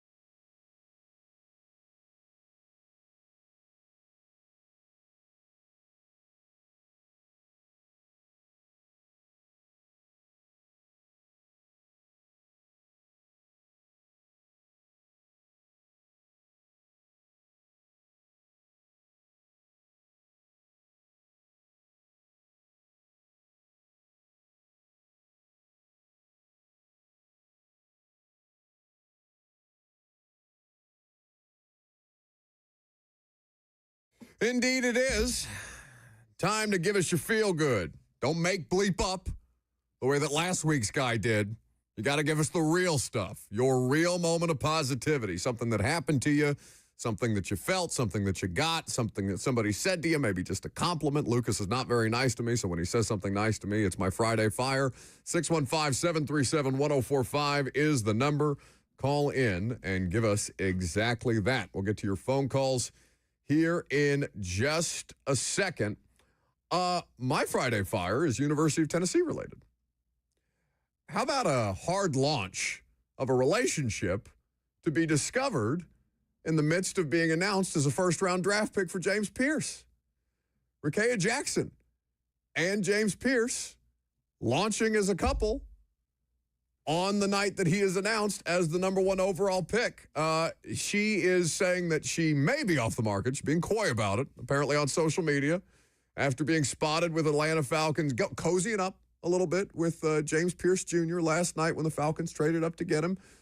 She made waves on social media after the fact. She was making a joke out of it as the star member of the LA Stars and Sparks, and continued to kind of lean in to the bit at this point in time. She says, "So I have a doppelganger." Wow. And we all understand that is the that's who it was in the video. So I kind of love the idea of hard launching your relationship as a Vols power couple the night that you're announced as a number 1 overall, or excuse me, as a number 1 draft pick, not number 1 overall draft pick, but when was he drafted? He was drafted 26. Right after that. Jackson Dart. Yeah. Rickea Jackson, a first-round pick in her own right. And in fact, I saw this from Austin Price, that Tennessee is the first school in history to have an NFL, NBA, MLB, and WNBA first-round pick in the same year. And 2 of them are Rickea Jackson and James Pierce Jr. Hang the banner, Danny White. There you go. My Friday Fire has to go to this baby. And I don't know. Look, it's going to be hard. Whose baby? It's going to be hard for me to get through this. A first-round pick, and they're going to play this back. Remember when you puked when your daddy was a first-round pick? What are you talking about? Kelvin Banks Jr., the Texas offensive tackle, was selected with the number 9 overall pick to the New Orleans Saints. I have no idea if this is his baby, if this is his niece or nephew. I'm talking an infant, not a 2-year-old, an infant baby. When Kelvin Banks gets selected, the camera, it shoots over to his draft party at home, and his family's mobbing him, and they're shaking his shoulders, and they're going crazy. And the woman next to Kelvin Banks, no clue if it's his significant other, if it's his baby, no idea, is holding this infant child, and she's clapping. And as she's clapping, her right forearm is kind of bumping into the back of this baby, whose little body is just kind of jerking around during this whole process. And at some point, when she stops clapping, in the midst of the chaos, this baby throws up all over itself. Nobody in the room notices. And I'm telling you, I had tears in my eyes watching this last night. I'm retweeting it right now at Lucas Panzica. You can see it. I just saw it. It's one of the funniest things I think I've ever seen. The captions were great that this baby throws up the second he finds out his daddy's going to play for the Saints. But the fact that nobody in the room realizes that this poor infant child in his mother's lap is burping. She's clapping her hands, and her forearm keeps not. I mean, it's not like aggressively bumping the child on her lap, but it's enough. Like if a kid was being burped, right? She's inadvertently burping the baby by clapping, and the baby throws up all over. That's disgusting. This is another reason to not have children. They just throw up on you at any given point. That baby was waiting to be burped. He's like, I've been waiting on this one. Like, come on, man. He's been holding that in. I love how it's so perfectly timed. It's almost like a rom-com baby throw up. Like I would love. You remember when we reenacted when the solar flare was happening? We reenacted Donnie looking up at the sun. Uncle Donald Trump. Our next reenactment, I would love for me to be the baby and Lucas to be this woman. That baby about to have no way we are putting you on Lucas's lap. Lucas is like 5'5". I'll be okay. We we can tuck me in there. I'll be a good baby. But that baby has been waiting for that uke to come out for a minute. And then she just shook him up like a daggum salad people get. Oh, no. Man, I'm telling you. It is his kid. It's okay. It's his kid. That was. You're your daddy's son. Isn't that what they say when you do something? That was my favorite moment of the first round, is the way this baby inadvertently gets burped by the woman that, I don't know if that's his mother, but incredible. Throws up all over himself. Nobody in the room notices. Congrats to Kelvin Banks Jr. Kent on YouTube says, just wait until you have one, Buck. Your entire view will change. I think the one thing that you can bank on me actually falling through with is that I have no interest ever in my life. We know. Buck, That just reaffirmed. They just randomly throw up on you. Hey, his No kid way in hell. has a dirty diaper, and Buck's just holding him by like a toe, carrying him to the trash can. 0% Throw the whole chance. If baby you out don't with the think that bathwater. If I was dumb enough to have a kid at some point in my life, I would definitely hire somebody. It's like Baby Billy. You watch Gemstones? Like that big Frankenstein German nanny that they have? Why don't you go on and take care of them youngins so I don't have to? That's what I'm Raise them saying. children. I will. That would be my parenting style. Get this thing off my lap, and you deal with the vomit so I can go about my day. Somebody feed Uncle Baby Billy Jr. He's hungry over here. All right. You hate kids. We get it. But this was one of the funniest things I've ever seen. Well, I have another your funny Friday one fire? for my Friday fire. Shiloh and what was the guy calling him this morning? Shaduri? Shaduri Sanders? Shaduri Sanders. Somebody said they were doing the whole when the moon hits your eye like a big pizza pie. That's Shadori. Oh, hey, somebody brought a nice sandwich in for me. It That's looks my like sandwich. Back off. Oh, hey, well, that's my caprese salad sandwich. Back off. I'll handle that after I tell you my Friday fire. You'll handle nothing but that day-old chicken that's been sitting in the break room. So Shador and Shiloh were at his draft party. I did not see that till this morning, but I will say Shador did a great job of keeping himself composed. This has got to be a tough time for anybody. Like your whole life, you've been told you're the greatest thing since sliced bread, and then when it comes time to rank you next to your peers, no one wants you. You're the girl standing at Cotillion with no one to dance with. Cotillion. I went to Cotillion. I can foxtrot. So my Friday fire is his brother Shiloh taking issue with this. And if they're treating you like this, what are they going to do to me? See, bro, I don't even know what they're going to do with me, bro, because they're doing you like this. Selfish ass. By himself. They doing him, making him wait. Oh, buddy, me? Oh, hey. You good, bro? In fact, you are not good, bro. I'm going to go ahead and let you know. Shiloh is going undrafted. No one is going to send him. If they making you wait, you might have to wait until the Canadian draft to get picked. If you would like to hear your name called, can I interest you in a UFL draft? I appreciated that self-deprecating humor from Shiloh. I can't imagine what they're going to do to me. Somebody has to be self-deprecating in that family because the rest of them are probably taking themselves very seriously. I don't know. They didn't seem terribly phased yesterday. Listen, if you've been told your entire life that you're going to be not just the first round draft pick, but I'm a sure number it one affects you overall in some draft way. pick, I'm sure that Shador Sanders is not a happy camper. Did a good job of not appearing phased. Every time the camera was on Shador, he was bobbing his head, dancing, they laughing. Probably had to approve it. Colorado's probably got a whole team of people to make sure don't show him upset. No, they were in Texas. I don't think Colorado had anything to do with it. No. Let's go to the phones. Get a few in here. How about S-Dot? Hey, good morning, gentlemen. Yo. So my Friday fire is about Don Davenport. I seen on Twitter last night that she had a good time at the draft party, and I just wanted to say I'm really pleased that BBC was able to make her happy last night. Well, very good. We appreciate the submission, S-Dot. Yeah, Dawn and the crew looked like they had a great time at the draft party last night. How about Philip in Hendersonville?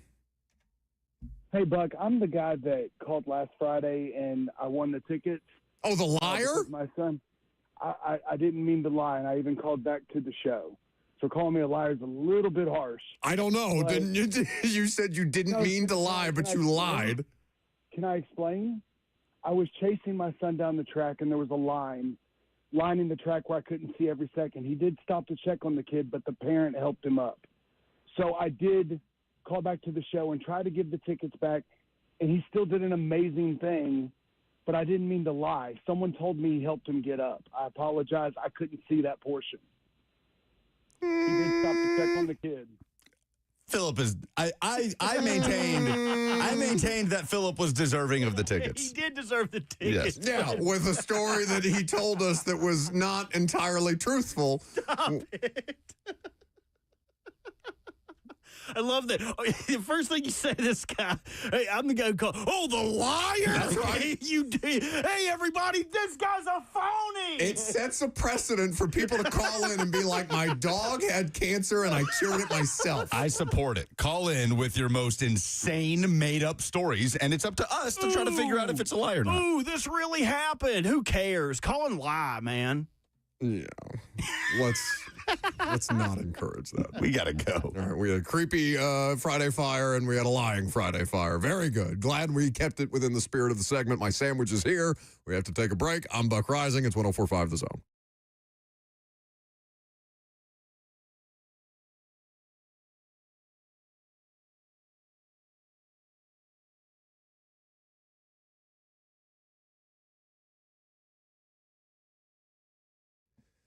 If you are dealing with financial uncertainty in your life, as so many people do at so many different points of their life, then make sure that you hit the buzzer beater with your retirement goals and call Trajan Wealth today to learn more about their tailored wealth management solutions. You can score big in retirement by beating the shot clock with a call to Trajan Wealth to learn more about their strategic wealth management solutions, because occurrences like inflation, election cycles, new laws and interest rates can affect the financial markets in the short term, but it doesn't make sense to keep changing the way that you invest in response to the daily news. Instead, Trajan Wealth will help you review your strategy and make sure that it's right for you, your goals, your level of risk tolerance, and your time horizon. Trajan Wealth will help you decide what to do. So give them a call today at either of their locations, Brentwood or Franklin, 615-270-5000. That's 615-270-5000, or visit us online at TrajanWealth.com. Advisory services offered through Trajan Wealth, LLC, an SEC-registered investment advisor. This is a paid advertisement.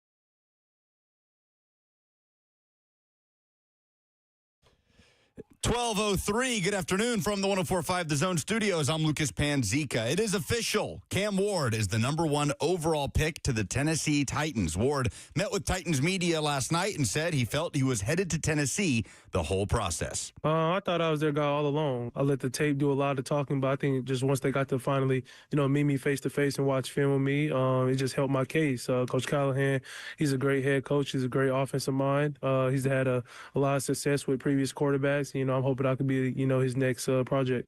Ward will meet with the media for his official introductory presser coming up in 1 hour. He was one of 2 QBs taken in the first round. Shedeur Sanders falling out of it entirely. The Giants traded back up into the first to grab Jackson Dart with the 25th pick. Jacksonville made a splash, trading up from 5 to 2 with the Browns to take Travis Hunter in a deal that included the Jags' 2026 first rounder going to Cleveland. And Tennessee edge rusher James Pierce Jr. landed in Atlanta in a stunning trade by the Falcons to get back into the first, giving up a future first in the process to grab James Pierce at 26. The NFL draft picks back up tonight with the second and third rounds. The Titans have the 35th pick. They do not currently have a third rounder. Titans radio draft coverage presented by Farm Bureau Health Plans begins at 6 on The Zone. For all your foundation repairs and waterproofing needs, visit USSTN.com. Breaking news at once on your home for the Titans and Vols. This is 104.5 The Zone.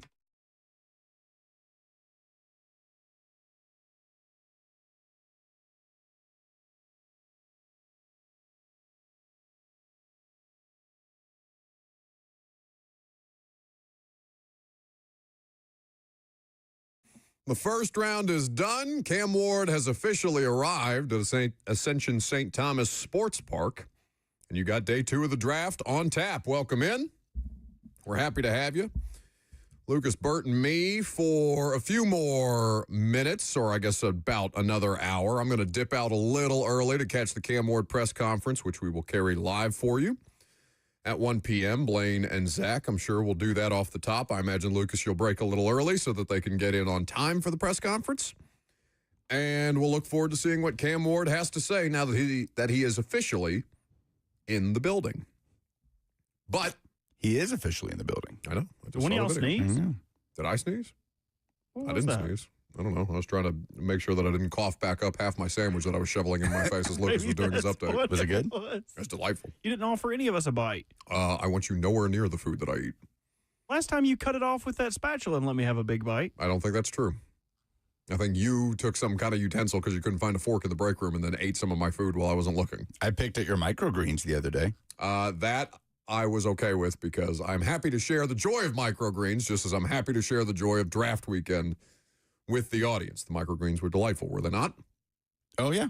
They're good. And that's why day 3, speaking of microgreens, I feel like the microgreens are the day 3 of the draft. And the Titans, 2 picks in round 4, 2 picks in round 5, 2 picks in round 6. Is that correct? Yes. No 7th. A lot of picks to work with in that range. And potentially the opportunity to pick up a third with those picks that you have at your disposal, whether you're trading out of 2 or trading up from the 4th round, where you have 2 selections currently. You can make that happen. So, with 35 on deck for now, the question becomes, well, what do we expect in day 2? Shedeur Sanders is out there, and the Browns have the 33rd overall pick.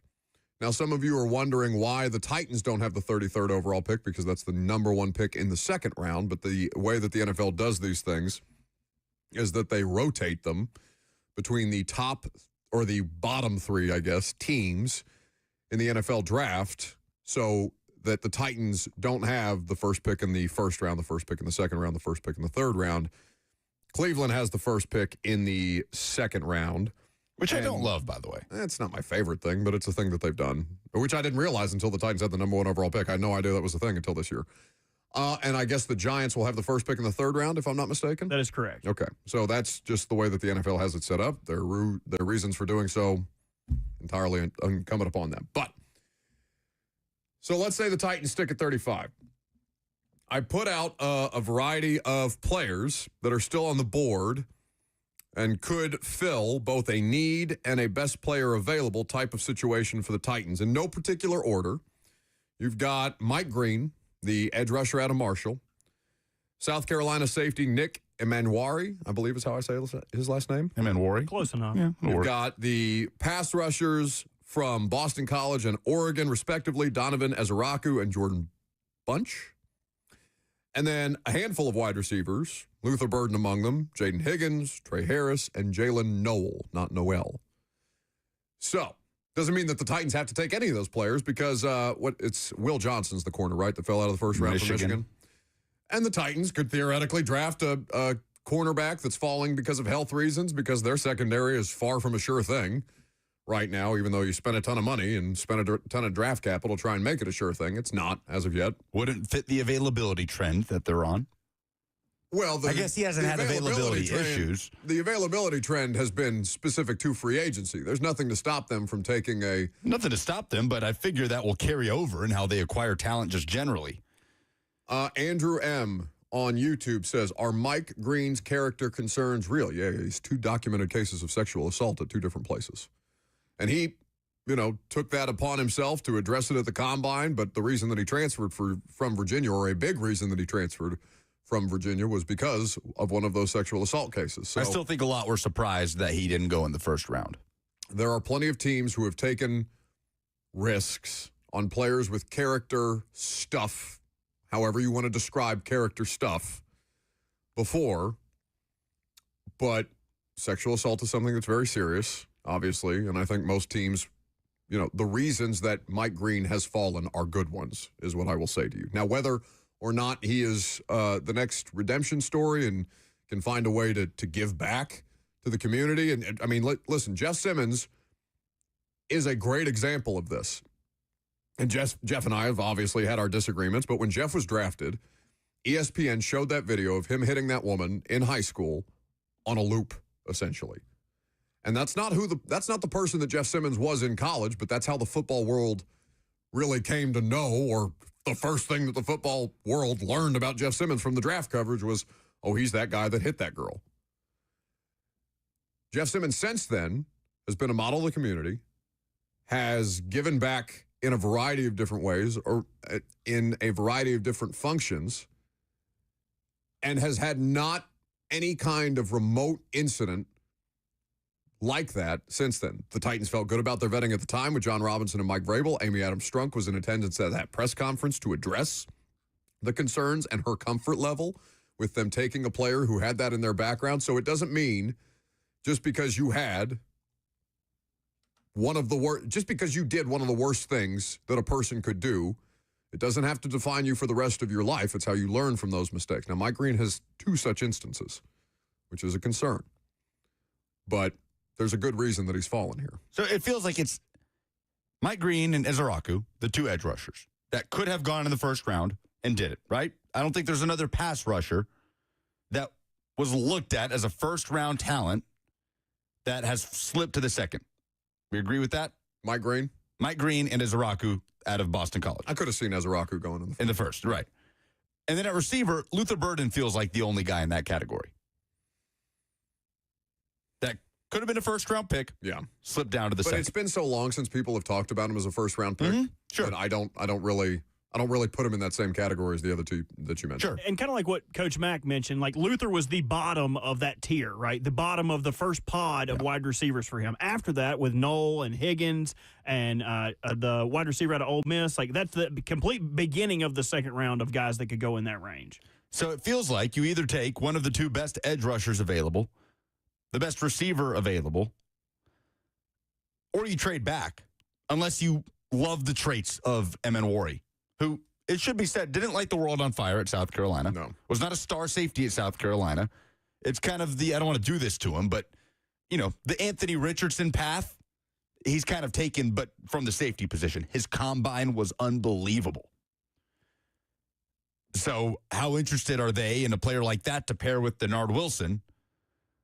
End of the day, do you think Titans fans are most on board with edge, receiver, or trade back, given the options in front of them after the first round? Most Titans fans are probably okay with a trade back if you gave them the 3 of those options. I think the second component of that would want a wide receiver. I think there's still plenty of people who, even though I'm telling you, your organization doesn't seem hell-bent on drafting Luther Burden. Yeah, you're not the only one to say that, too. That seems to be a consensus. So Jaden Higgins, Trey Harris, Kyle Williams, there are a lot more receivers in this draft.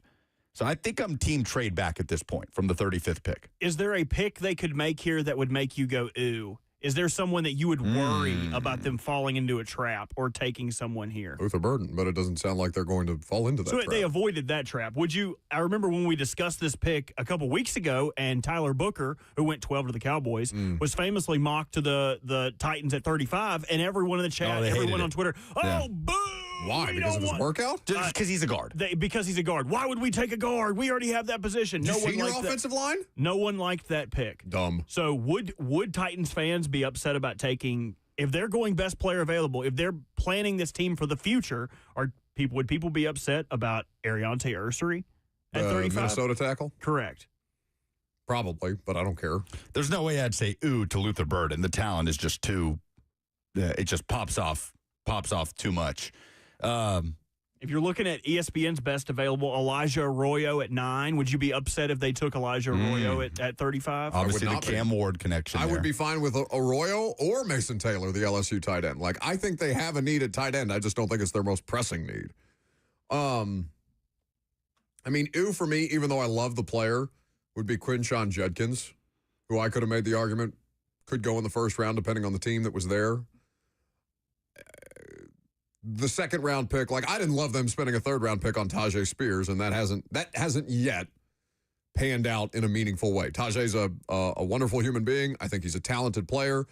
The concussion thing has obviously derailed him in ways that he can't control. That's not his fault, but the return on investment for a running back behind Derrick Henry at the time and with Tony Pollard on your roster, that was tough. So if they took Quinshawn Judkins and said best player available, maybe I wouldn't say outright ooh, but I'd probably make a face like I smelled something bad. Palace says it's going to be Burden. Callie going guns blazing this season. Yeah, it's not his draft. Yeah, he's not necessarily making the pick. No.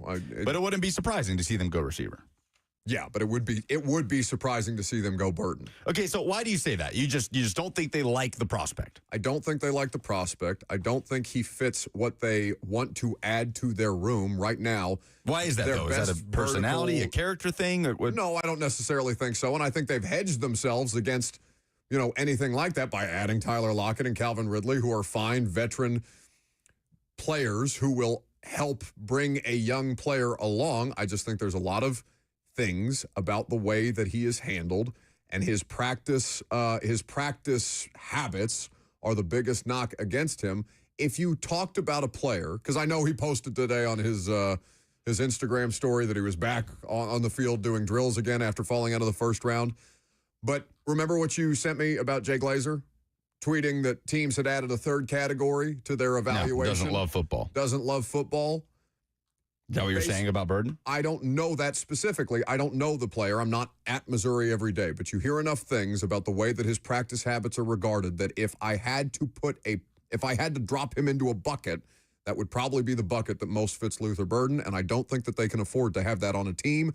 Now, if you wanted to add that to a player like Cam Ward, and if anybody's going to galvanize him, it sounds like it'd be Cam Ward, right? So perhaps the talent is such that you take a risk. But I feel pretty confident if Luther Burden is there at 35, if the Titans are at 35, that they would pass. Okay. Coming up next, the Titans passed on a trade offer, a substantive trade offer that had 2 first-round picks plus for the right to draft Cam Ward. Should they have taken the deal, or were they correct in drafting what they believe to be a franchise quarterback? We'll talk about it coming up next.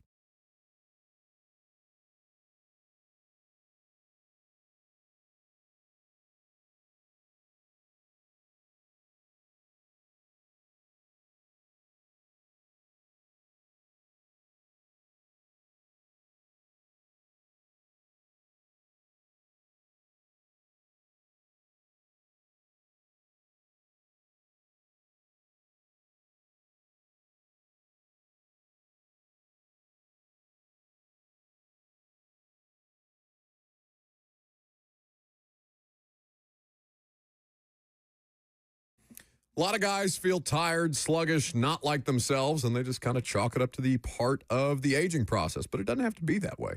If you're dealing with low energy and performance issues, those things aren't inevitable. And in fact, solutions exist, and they exist at the Tennessee Men's Clinic, where they have no guesswork and no gimmicks, just real science and effective treatments. You have to beware of online fixes, specifically those generic online pills that are largely overpriced and usually ineffective. They have personalized treatment plans available for you. They will work through your process and understand what's going on with your body to develop that personalized treatment plan with their multiple urologists and providers that tailor solutions specifically to your body and to your goals. At the Tennessee Men's Clinic, they offer comprehensive men's services, whether that's ED treatments, testosterone, and other options that a lot of guys don't even know exist. It's affordable and accessible as well. The consultation includes blood work, and you will have your results before you leave. So call them today at 615-208-9090. That's 615-208-9090, or visit them online at TennesseeMen'sClinic.com for more information.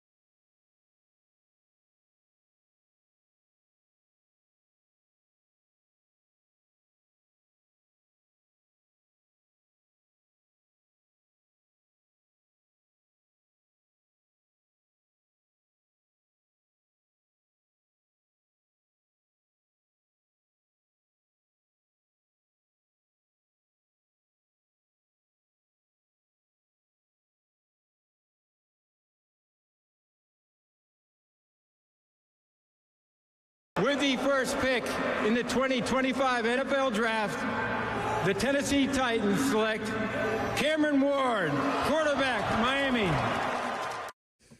That was the announcement of the pick last night. Welcome back to the show. We're fueled by Hattie B's Hot Chicken. 615-737-1045 is the number. So the Titans, they take Cam Ward. They have been steadfast in that, apparently, for about 3 weeks. A report, though, from Adam Schefter at the very start of the draft broadcast on ESPN, it's the only part of the draft broadcast I caught, was that the Giants were the most aggressive, which we've known, about trying to trade up for the number 1 overall pick, and that the offer included number 3 overall, so this year's Giants first-round pick, next year's Giants first-round pick, which, again, I would expect that would be a top 10 to 15 pick for as bad as the New York Giants expect to be in 2025. I think they have the lowest projected win total in the NFL, or among them. At least they're tied for it. So you pass on the opportunity to add 2 of the top 100 picks that you're talking about. I guess technically it's 1 top 100 pick because you already have a top 100 pick for that number 1 overall. But you pass on 3, next year's first, and Schefter just said a package of other picks that did not specify whether that was the elusive third-rounder that they've been chasing for now 2 years. Mystery box. 2 years, yeah, mystery box of picks, all right? So it was reported that a third was included. Like, we knew that much. I did not know that. Yeah, ESPN, I think, had the reporting. It was part of our NFL Draft Nuggies segment this week that we knew the Giants, like you said, had called and made an offer. And part of that reporting in the lead up to the draft was a third rounder was involved in that offer. Okay. But I don't know what else was. So, a first, an additional first, and a third at minimum. Minimum. Probably another 4th or 5th in there somewhere. Okay. So that's working towards their goal, their stated goal, or at least one of their goals. Their goal is obviously to win Super Bowl championships and be a better football team and win the division, this, that, and the other. But a part of that process they've described as trying to get as many top 100 picks as humanly possible. In fact, they said they put a number on it. They said 12 in the next 3 years. 30 picks total in the next 3 years, 12 in the top 100. Okay, well, that would get you a good deal closer to that number that you're chasing. And instead they say, no, we'll go through the whole process. We'll listen to the offers. 3 weeks out from the draft, we'll take Cam Ward. Don't bother calling. Were they right?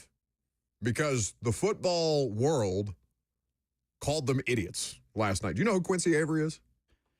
Yeah, but did the football world call them idiots? Or did a few people on Twitter? Like, how extreme is the football world? A quarterback coach in the NFL, and I will read you word for word specifically, and it's not just him that's offered this response. What is it, George Foster, the former Georgia offensive lineman, who's had a cup of coffee in the pros? I think he's been on Ramon Kalen Will a couple times. That sounds familiar, but let me double check. Yeah, George Foster asked if they were drunk on Twitter. Quincy Avery gets out there on social media, a professional quarterback coach, and says this, which is a scathing indictment of the Titans. Titans are off their rocker, drunk, stupid, goofballs. He then adds that he likes the player, but for the package of picks, he would have had that criticism of anybody. He said he also had that same message for the Giants, who are willing to offer that to get specifically this player. There was a lot of Kevin Clark is the only one who I saw quote tweet that in the affirmative and say Titans were right to not take the pick or to not take the deal. But in fact, the vast majority of the feedback that I got was from Titans fans screaming, "What are we doing? Poverty organization, this, that, and the other." Now, social media reaction is one thing. But now I'm going to let you hear from your general manager and see if this doesn't impact your thinking if you're somebody who thinks that way. This is Mike Borgonzi last night. I asked him the first question. Teron Davenport asked him this follow-up about, all right, how much did you listen to these offers that were out there? You know, I did want to listen because I think you have to do your due diligence and listen. And I did that. But, you know, I think we came to a decision that, you know, we weren't going to move off that pick and we wanted Cam. What made you so convinced? I mean, the reports of the conversation was pretty high. What made you so convinced that you should pass that up and have him be the guy that you... Well, I just think if you identify a franchise quarterback, there's really not a price that you can pay for that, in my mind. Like I always said, that's the most important position on all of sports. And, if you come to a consensus, and we did, that he has the potential to be that. Like I said, he's a young quarterback, and he still has a lot of things to work on. But I think the intangibles with him, his work ethic, his want to become better, we felt comfortable with that.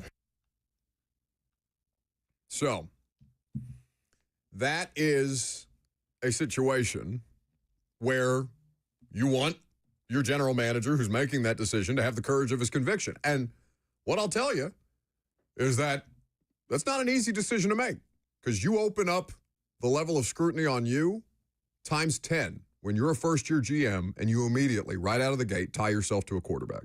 Because that quarterback, regardless of whether he pans out or not, he's probably going to be here longer than you. So Mike Borgonzi, Brian Callahan spoke to this as well. We played that audio in the first hour. Chad Brinker has not spoken publicly. I don't know if he's going to be a part of the press conference today or not. President of football operations over there. But no price for a franchise quarterback. Most people would probably agree with that. I have a hard time saying, yeah, but I want to know what else was on offer. So, number 3, future likely top 10 first. A third, what else was in there? Because I am willing to hear a price for any player. I don't care who the player is. Yeah, it's important context, for sure. So it's tough for me to judge the merits of the trade without, or the potential trade, the trade that was declined, without having the full details. Was it this year's third-round pick? Was it next year's third-round pick? Are they getting fair value for the price that it should cost to come up and get a potential franchise quarterback? Or are they leaving meat on the bone, which is why they declined? This is something we'll probably never have the answer to, or at least not in the immediate, because Mike Borgonzi declined to even talk about the teams that were interested in making offers, much less the compensation. So I disagree with the idea that there's not a price for any player. There is a price for any player. But without knowing the rest of the details, I am okay with them passing on the hypothetical trade if they truly and honestly believe that Cam Ward is one of these guys. Now, he damn well better be. Yeah, and if they're all aligned in that belief, if the entire room believes Cam Ward is their franchise quarterback, I don't care what kind of offer you get. It's hard for me to put a price on that. You're right. There's a price on literally everything. But ask any team with a star franchise quarterback, what would it take? Right? If you believe, you could look at and I know he wasn't a star at the time when he was moved from the Denver Broncos to Russell Wilson was not maybe top 5 quarterback when he was traded from the Seahawks to the Broncos. It was still a blockbuster trade. We still thought he was in the upper tier. Yeah. We had no idea how badly the cliff was coming for Russ. No, yeah. That was not the thought of Russ. We didn't Russ think. Is a franchise quarterback. Yep. He's a Super Bowl champion. He's been to 2. And that was a crazy haul. That was one of the biggest drafts in NFL history. Yes. Or, trades. Yeah, because there were multiple players. There was Drew Lock was involved in that trade. The Shelby Harris. The defensive lineman. Yep. Who's the tight end? Noah Fant. Yeah. Noah Fant. And including several different kinds of draft picks. So it makes me think that there is always a price. Of course. But I am also aligned on that thinking. If you believe that's your franchise quarterback, nothing else matters. That's who you take, especially if you have a desperate need at the quarterback position. You don't find yourself at the number 1 pick very often. Also, it's important, the context of what the nebulous multiple picks that Schefter. But the thing that prompted the reaction was 2026 first rounder. That's the thing that set people off about it. And that blew my mind. We're surprised it was a good offer. We knew the Giants called. We knew the Giants were persistent in trying to get up to number 1, and we knew the Titans rebuffed their advances. So why are we going to act surprised that a future first was involved? Damn well better be. If you're going to even make the call, I would laugh you off the phone if a future first wasn't involved. You're talking about going up to number 1 to get your franchise quarterback. You want this pick because you believe that he can be your franchise quarterback. I believe he can be my franchise quarterback. So, of course, there was a future first. So the idea that that's the thing that has set people off, like, oh, my God, I can't believe that's what they got. To me, it's obvious that that's what would be a part of the offer. So I didn't even bat an eye. I did not bat an eye at what was in the offer, what was reported by Schefter. I couldn't understand how everybody was reacting so,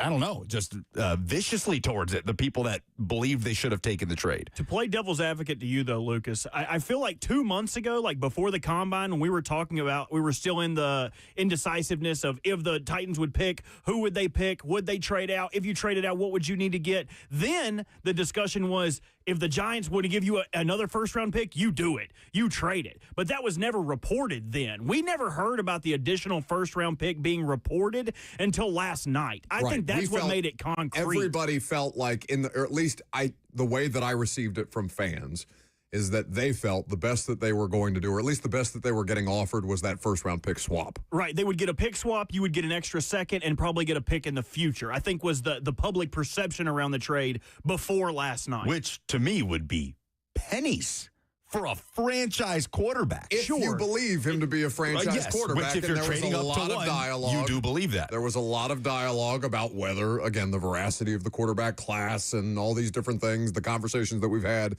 in the 3 months prior to determining, okay, it's Cam Ward and everybody else. So because he wasn't always thought of as that. Correct. You know what I mean?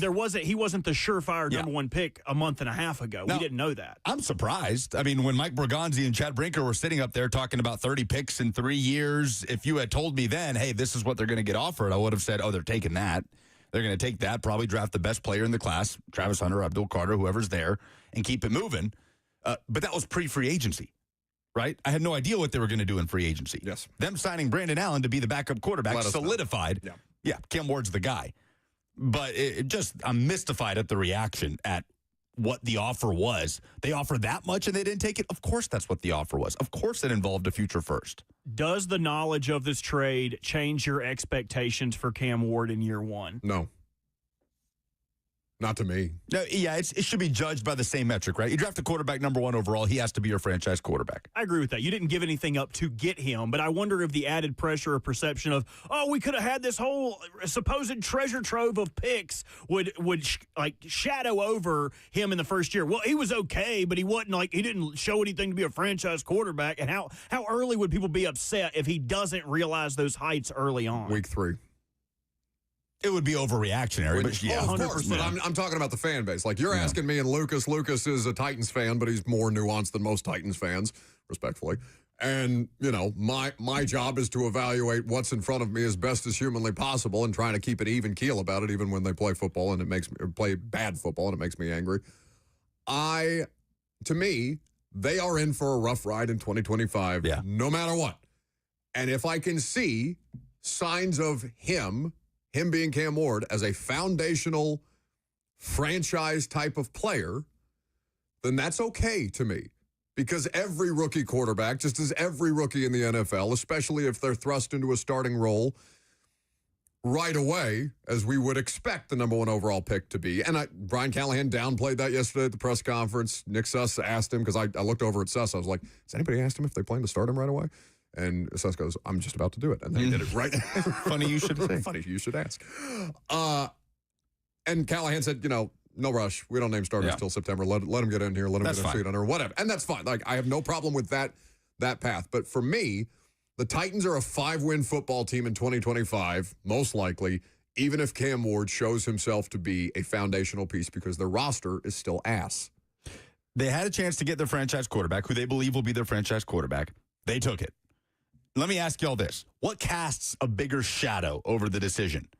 If you are to take Cam Ward and pass up that trade, Cam Ward fails, and you have fans saying, oh, but you could have taken the picks and built out this roster and swung for a quarterback next year, or trade out of one, Cam Ward goes to the Giants and hits and is a star. And he would have been celebrated because if you want to talk about ways that ESPN may have disrespected Titans fans or disrespected Cam Ward in the coverage of Cam Ward, ESPN would so much rather Cam Ward go to the New York Giants than the damn Tennessee Titans. But For me, I mean, tell me if y'all disagree, but nothing looks worse than the latter. Yeah. You pass up on him. You don't take the swing, and he hits. And that's as opposed to taking the swing and missing, which happens all the time. Sure, and that's exactly what did Mike Tannenbaum. People scoffed at Mike Tannenbaum when he came on the radio show and said, well, the worst case scenario here is that Will Levis goes somewhere and ends up being a franchise guy for somebody else. And people scoffed at that because you saw Will Levis in 2025 or 2024. And many people but I kind of scoffed at that too. The case, but Lucas, again, if you have a quarterback and he doesn't play well for you,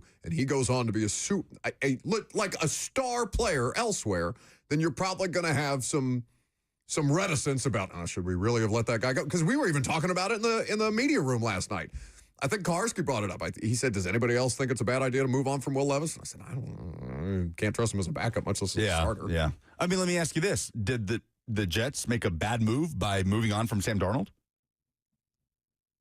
At the time, no. No, but like years later, because he's revitalized his career at the age of 28, and now Jets fans are definitely doing that. Sure, but like we're in hindsight going to say that was a terrible decision? Like, no, Darnold didn't work for them at the time.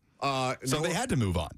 To your point, Browns fans are doing this with Baker. the trade from 2 to 5, where they let the Atlanta Falcons come up to get Julio Jones. The Browns could have selected him, but they took the picks. They took the extra first rounder. Right. They did the same thing in this draft, where their fans are like, we could have finally had another elite player, like the best player in the draft, but instead you guys would rather push assets to 2026. So like you're seeing the converse of this at another fan base.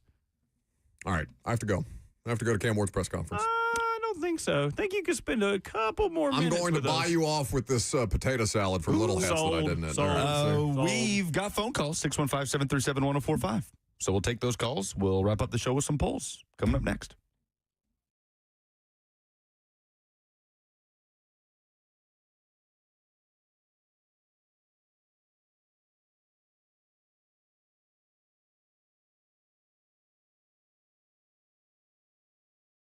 Two Rivers Ford is the South's most trusted Ford dealer, and right now what they have on offer is an incredible event. It's employee pricing for everyone. That's right.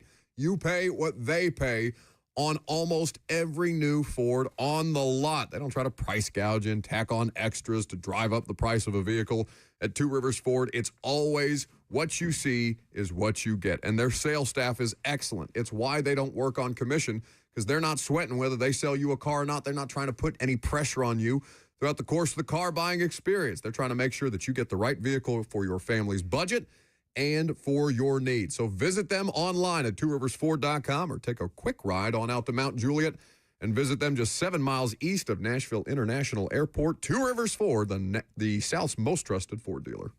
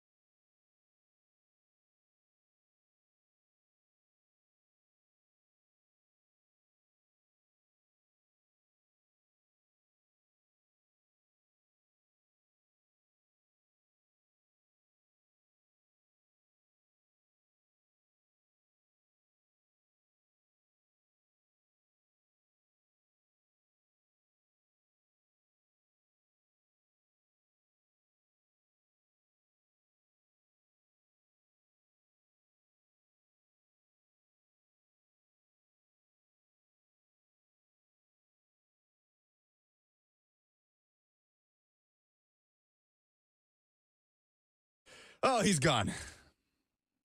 Isn't that nice?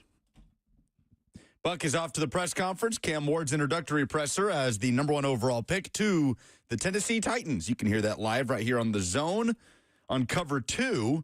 No Blaine Bishop today, so Zach and Stoney Keeley will be in from 1 to 3, a football and other F words version of Cover 2. But just for a moment before we get to our last call for phone calls, 615-737-1045. Of course, the show fueled by Hattie B's, the best hot chicken in the world. Robert, let's just relish a few seconds of silence here with Buck out the door. Oh, that's nice. God, no complaining. You don't have to smell his terrible knockoff perfume. Yeah, doesn't have to keep reminding us about how he hates kids. We know. It's making me secretly think he loves kids. I think he's going to end up with more kids than any of us. Like Buck will be like the little old lady that lived in a shoe. He's just going to have a bunch of, hey, keep it down in there. I'm trying to do prime time. Kids and cats just running around. The only thing I think he would like about kids would be the free labor. He would, having a lot of kids, he would be like, get in the yard, mow the yard, do the dishes. Like, he would be like the evil stepmother. Yeah, have you seen his yard? He could mow it with scissors. He would be a terrible stepfather. Can you imagine if, like, it's just you and your mom your whole time growing up, and then all of a sudden this new man enters her life, and it's Buck? He would be the worst stepdad ever. Well, he doesn't have to be that today. He just has to go ask Cam Ward questions. So, again, that presser will be live right here on The Zone coming up at 1 o'clock. Last call for phone call, 615-737-1045. Zach in Chattanooga wants to talk about that Giants trade offer. Again, the Giants, according to Adam Schefter, offered the number 3 pick, their 2026 first, and multiple offers. We don't know the exact extent of the multiple offers. It was reported earlier in the week that a 3rd-round pick was included. Jack in Chattanooga up next. Hey, Zach. Hey, Lucas. Thanks for taking the call. If I was the Titans GM, I would have taken that offer. I have high hopes for Cam Ward, but if you look at the past history, more than likely in 3 years, his NFL career is going to be over. We've done it to Mariota, Levis, Jake Walker, Vince Young went nuts with us. History's not on his side, so I would have taken Abdul Carter and let's build up that D-line. All right, thanks for the call, Zach. I mean, yeah, it's simple, right? If you don't like Cam Ward as a prospect, then you wanted them to take the trade. If you love Cam Ward as a prospect and you believe he's your franchise quarterback, which the Titans very clearly do, then you rebuff the trade. You say thanks but no thanks to the Giants, who very clearly look at Cam Ward as a franchise quarterback. And again, the Giants, the most desperate organization in this NFL draft. They, as we know, end up drafting back into the first for a quarterback in Jackson Dart.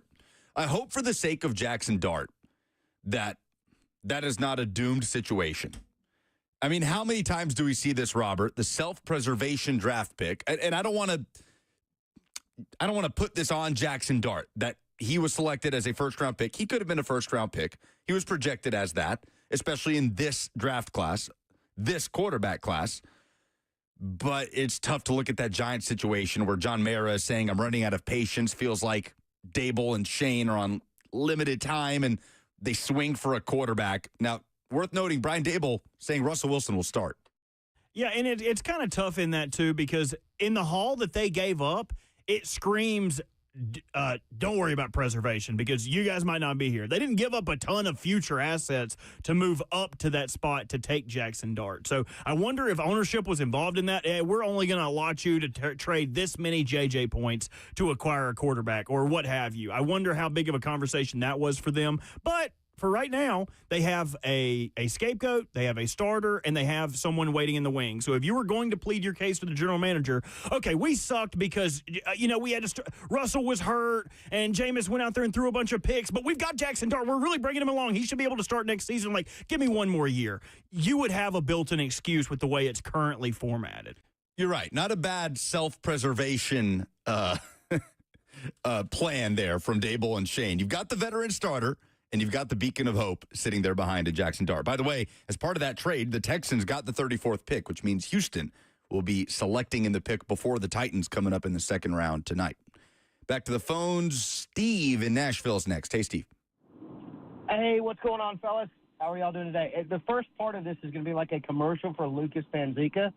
Tomorrow night, listen to Lucas, and I'm sure you're calling the game with what, Eddie Carvacho tomorrow? Yeah, that's right. Nashville SC hosting Chicago. turn on 104.5 and then turn the game on MLS. It is a lot better. Hey, thank you, buddy. 7 o'clock pregame, No worries. 7:30 kickoff. I am, and I'm glad Buck's gone because last time I called and said that, he cut me off. I haven't called since then. But anyway, hey, if Cam Ward truly is our quarterback, it doesn't matter what, you got offered. We could hear and say all this and say all that, but I'm just, is he our quarterback? I don't know. I think the Giants probably did Jackson Dart right in the fact that he should be allowed to sit. But everything about Cam Ward's intangibles tells you that he should be the franchise quarterback. If they identified it, then let's roll with it. Let's see what he's got to offer, and let's let him do it. Let's be behind it. Let's be positive. And Mr. Negativity's on the way over there to ask him a few questions. But, Lucas, thank you very much. Have a good afternoon. Thanks for the call, Steve. Appreciate it, man. If you're watching on Apple TV tomorrow, you have the option to listen to home radio broadcast audio as well. Nashville SC host in Chicago. Titans clearly think Cam Ward's the guy. We're going to hear from the quarterback coming up in about 10 minutes. So let's get some rapid-fire polls before that.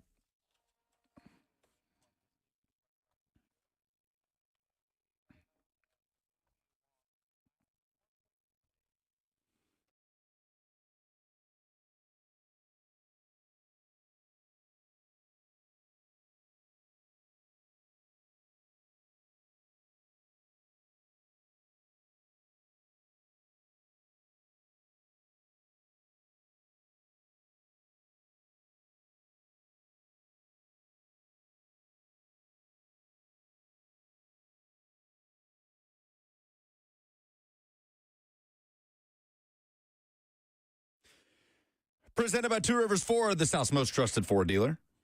Their first question of the day was, should the Titans have taken the Giants' offer for Cam Ward? 73% say no, 26% agreeing with it, saying they should have accepted the trade. Our buddy V-Love in the chat saying, no, but they should have had the bleep in front of it. Bleep no is what Vincenzo is offering there. Mr. Donkey with, if we're playing hypotheticals, why not go against the establishment? Very anti-disestablishmentarianism of him. I vote no. The Titans should not have taken the Giants' offer. They didn't. No price on a franchise quarterback, as Mike Borgonzi said. Who made the best pick of the first round in the NFL draft? Andrew in Portland says, because of the capital gained, it's the Browns. Andy offering Atlanta with James Pierce, stud of a pass rusher, but needs more maturity. I think that was one of your worst picks of the draft. Well, just because of what they gave up, man. A future first to go up to the back of the first round. Love James Pierce Jr. Glad he got a first-round landing spot. But for me, it was golden to the Packers, finally breaking that streak of first-round receivers. And then that brings us to our next question. What was the worst pick in the first round of the NFL draft? Colton agrees with you, saying giving up next year's first for James Pierce is bold. Taking Loveland over Tyler Warren was also a shocker. I don't know about shocker, right? I know Buck had the argument the other day that Colston Loveland is indisputably the best tight end. I just don't think you could say indisputably about anybody in this draft, not named Cam Ward, Travis Hunter, Abdul Carter, or Ashton Genty. What would you like the Titans to do at 35? Draft a wide receiver, draft an edge, or trade back? 45% of the voters say they should draft a wide receiver, with 37% saying they should trade back. With the information we have, the players available, I think I'm team trade back. Get that third-round pick that you were not able to get because you believe Cam Ward is your franchise quarterback. Are those the polls? Those are the polls. All right, that's the show. Cam Ward will speak as a Tennessee Titan coming up at 1 o'clock. Cover 2 will carry it for you. Remember, Titans radio coverage on the air tonight at 6, presented by Farm Bureau Health Plans. Enjoy the rest of draft weekend.